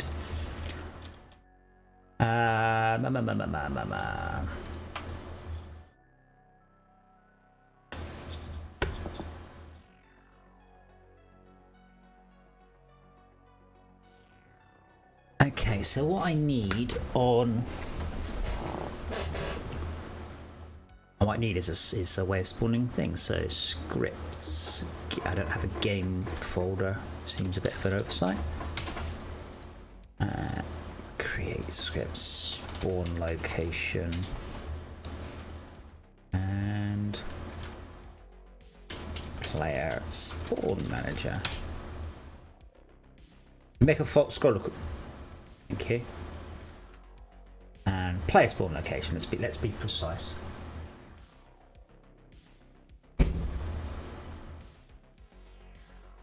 Oh, I doubt I'll get this done before food time, but I expect, as ever, I will be doing some more work afterwards.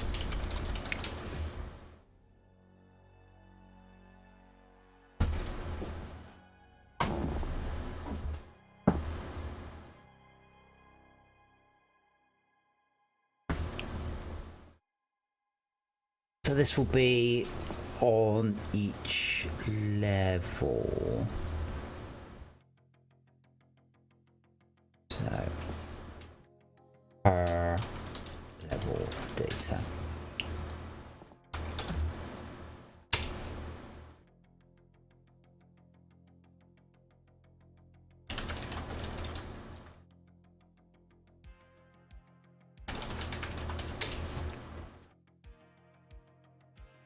It's interesting because I'm actually running through my head about ways to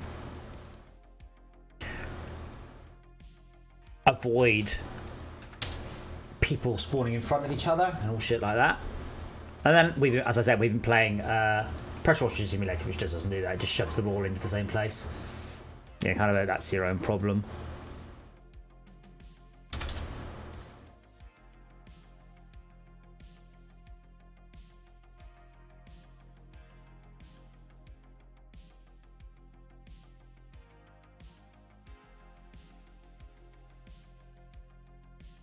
Can actually find it. La la la la la la la la.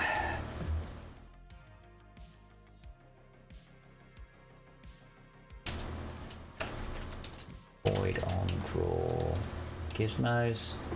Extensions.draw. Arrow. So I've got debug arrow. An arrow. So it's yeah, it actually draws. Oh, okay, yeah, we can just do that.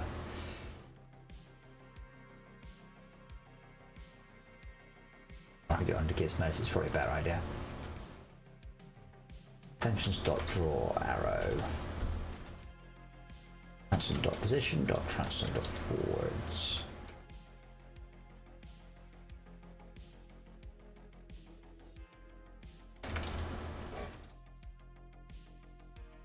This code should be very simple. Will just let me spawn players somewhere.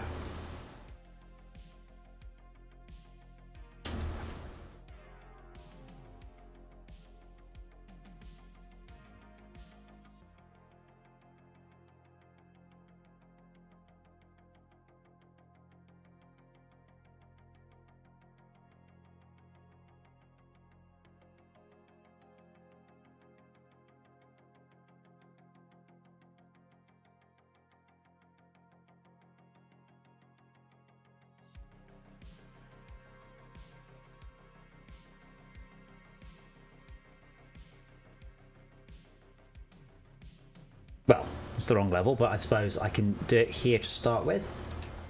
There we go.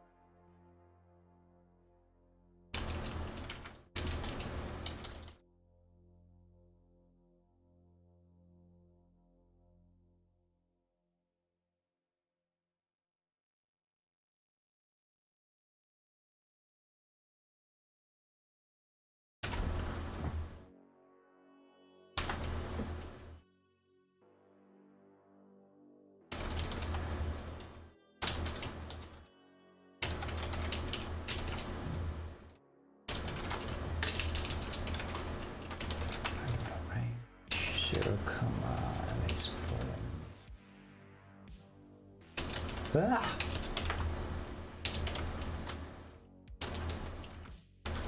Return MA spawns.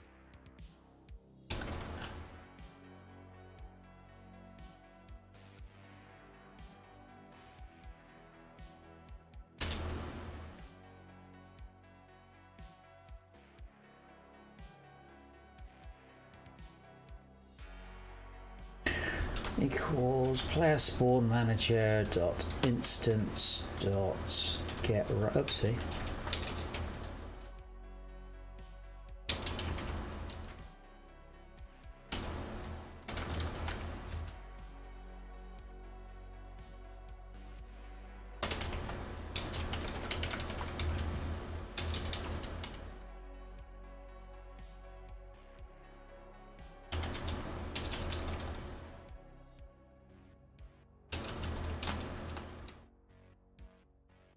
Okay, transfer dot position equals then spawn lock dot transfer dot position, and our forwards is their forwards. Simple as that.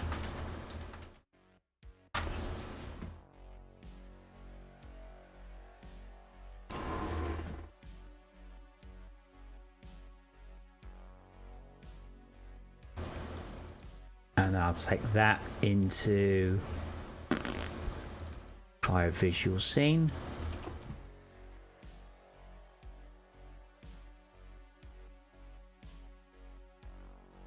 Because all that needs to go. I also need to bake occlusion. That will make a huge difference to performance. Right, there's 0 occlusion mapping.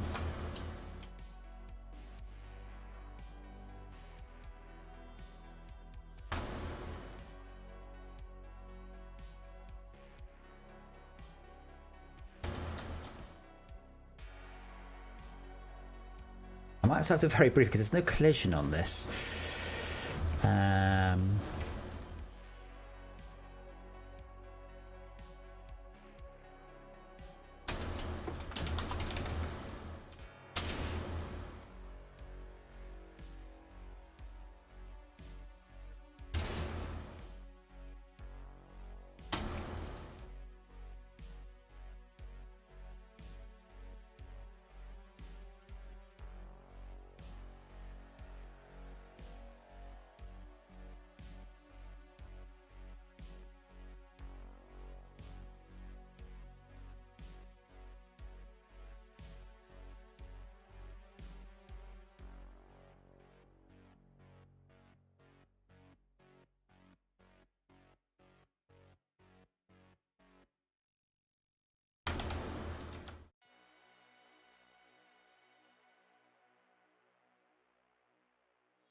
Vision? There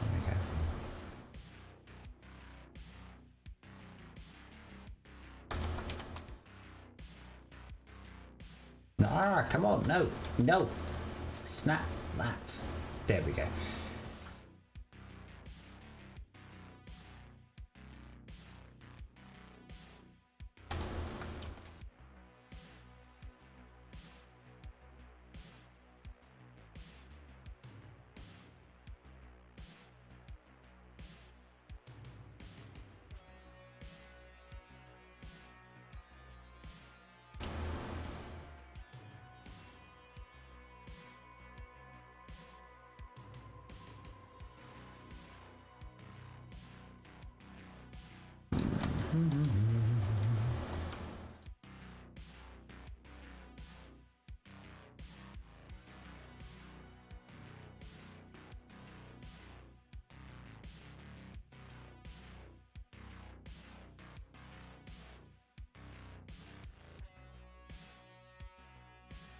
So if I just make that slightly longer, and that one.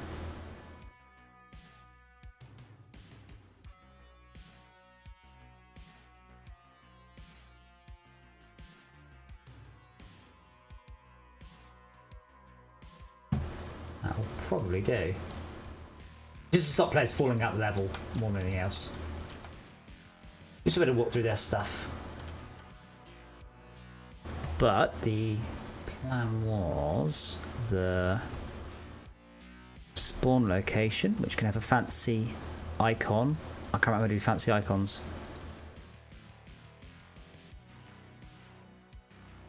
Oh, how do I...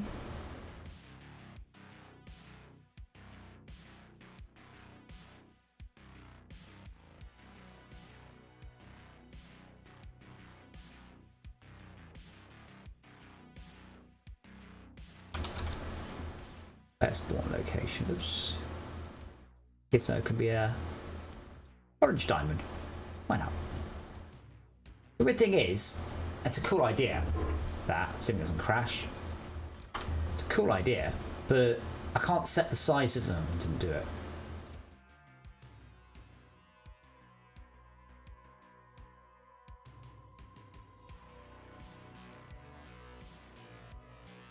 Where is the diamond?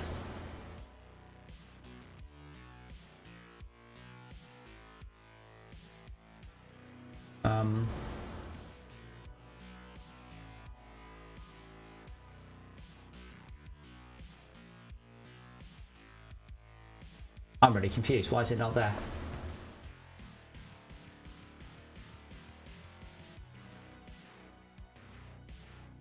Oh, that looks so cool.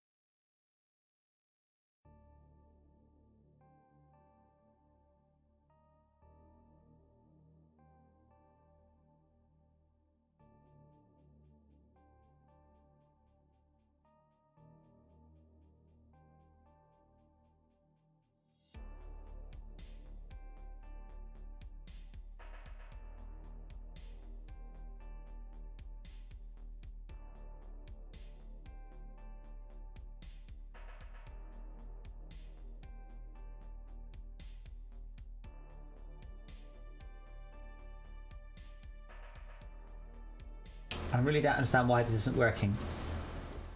The burnables got icons. See, the burnables have got icons, but not... Oh. No, I don't understand. Oh well. Ours is not to reason why, etc, etc.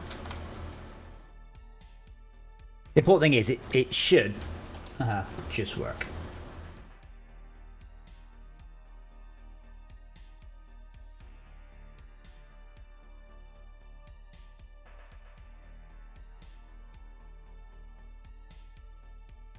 You see, the burners all got that nice red circle.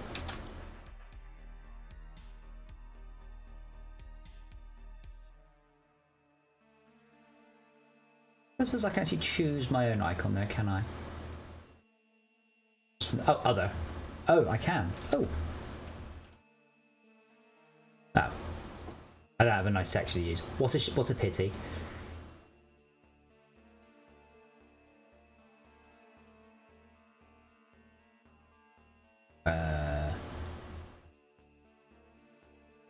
Right, so in theory, I should spawn there. Now, everybody will spawn there. Can't have everything. Bootstrap.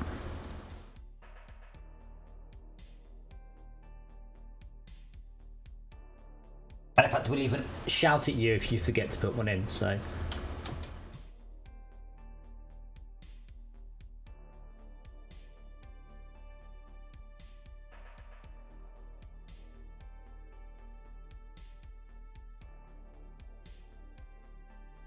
Hey, it worked. First time. Damn, that looks cool. Look, see, I'm even casting his shadow. Look at that. Ooh, tell you what. Last thing for the day. Last thing for the day. If I just pop into... Oh, no, we did this on social. I'll pop into this scene here. Because I'm quite literally nothing. You know what I mean? But if I do that, I question Oh, that's a, what is that? That's a glow particle. Let's not that. So if I add a shadow caster. Shadow caster was a good game. I'll tell you what.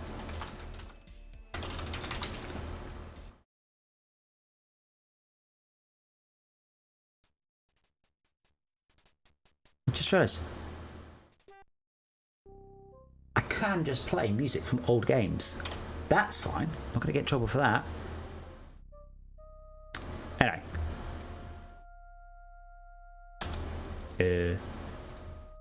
Oopsie daisy.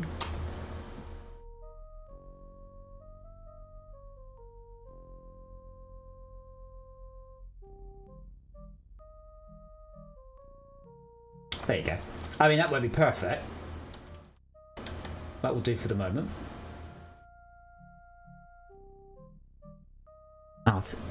Can I? Yes, I can actually. Give me just 2 seconds.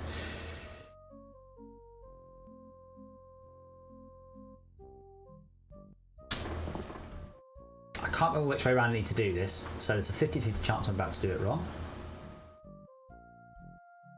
Hashtag game dev at its finest. What do people look like? Oh, I can't remember.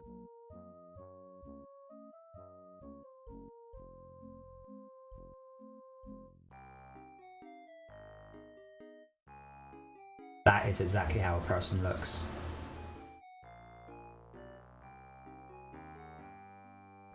I want to save it to there.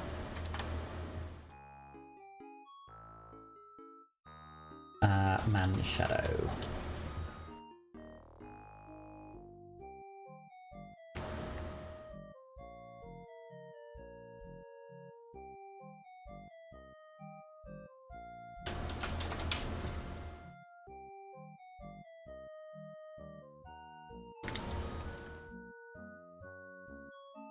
Perfect. Oh, that's the aspect ratio. It's a bit tall. That's a 2 meter tall person. That's a very tall person.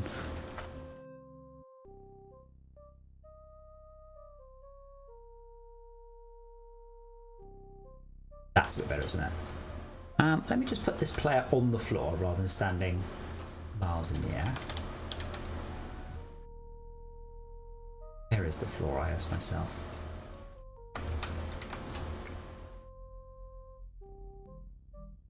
That is awfully tall. Like, the camera is... what's it? I think the player might actually be really, really tall.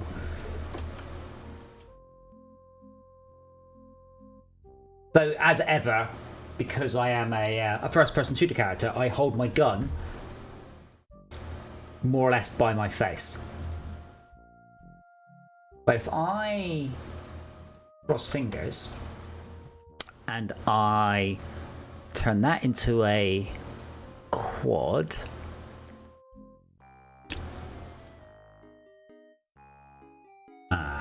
see where we're going, and then I say, oh, can you not do it anymore? Cast shadows, there we go. Shadows only, then in theory I should cast a shadow. Why doesn't that work in? Oh, haha, yes, because I need to tell it to be transparent. This might be, I might have got it the wrong way around, and I did. Of course I did. Easy peasy fix though. Flood fill that to green, flood fill that to white, flood fill that to black. Don't tell anyone. There we go. And is that doing what I hoped it was doing? Would do. No, it's not. Oh, of course, because I need to put it into the no, not transparent. It needs to be opaque, but alpha clipped. There we go.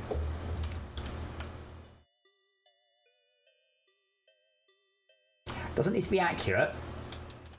Just needs to be good enough. Where's the gun? And if I just say shadows only, he'll disappear. And with a bit of luck, last little hurrah before I finish. I should see the same thing, only with a shadow of what level's this? Why am I on this level? Oh man, I was hoping to just finish with a great hurrah. Why did it spawn?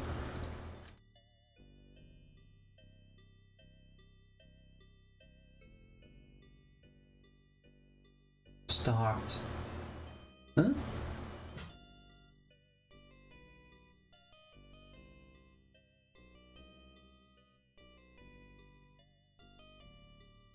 Again. There we go. Well, do we? We can check.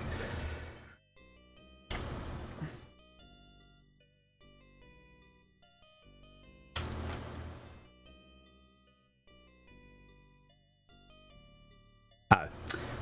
Okay, the one in that scene is out of sync. Oh, I didn't apply. Oh, did apply. Wrong level. Okay, let's try again.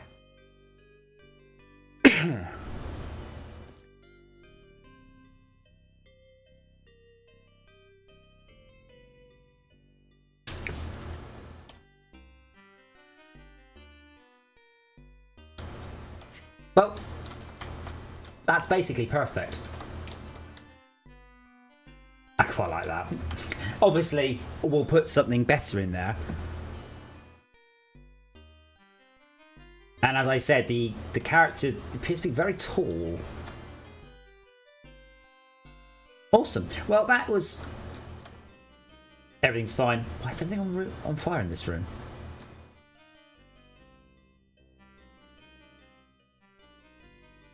Well, shit. Awesome. That is all I had planned for today. Again, I will try and do a network test with the lockdown people somewhere between dinner and the main stream tonight. Well, I can't see anything.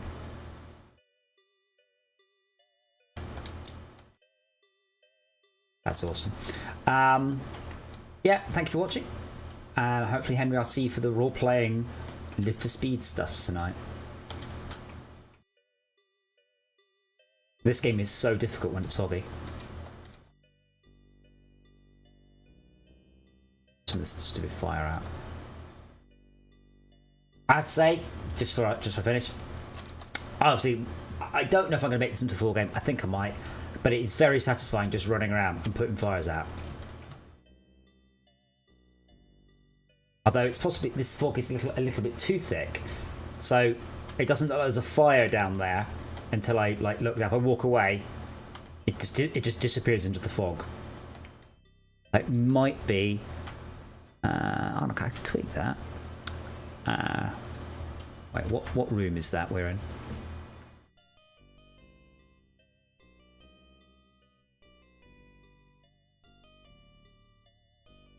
Demo room volume.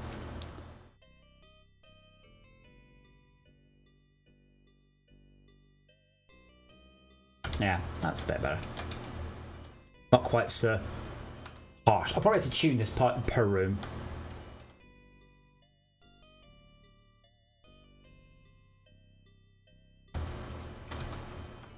That seemed to clear up very quickly, though.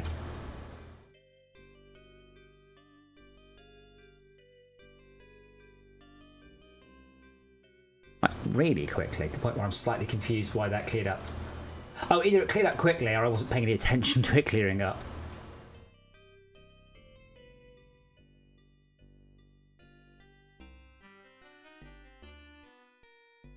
Possibly, no, that should still be a distance of 4 meters.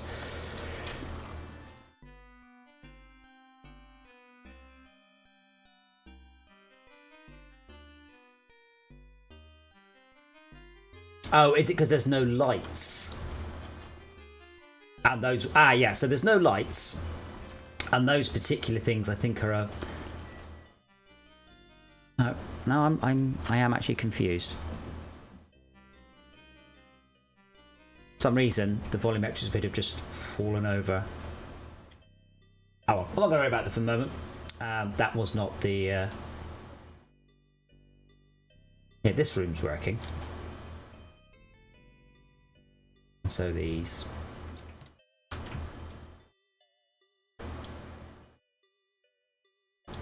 Awesome. Right, I will be making this into a build, popping up on the internet and eating some food. I hope to see some of you on the stream later tonight. And as ever, let me know what you think. Should I stop? Should I do more? Always interested to know what people think. But for now, I will bid you all goodbye and see you all later on.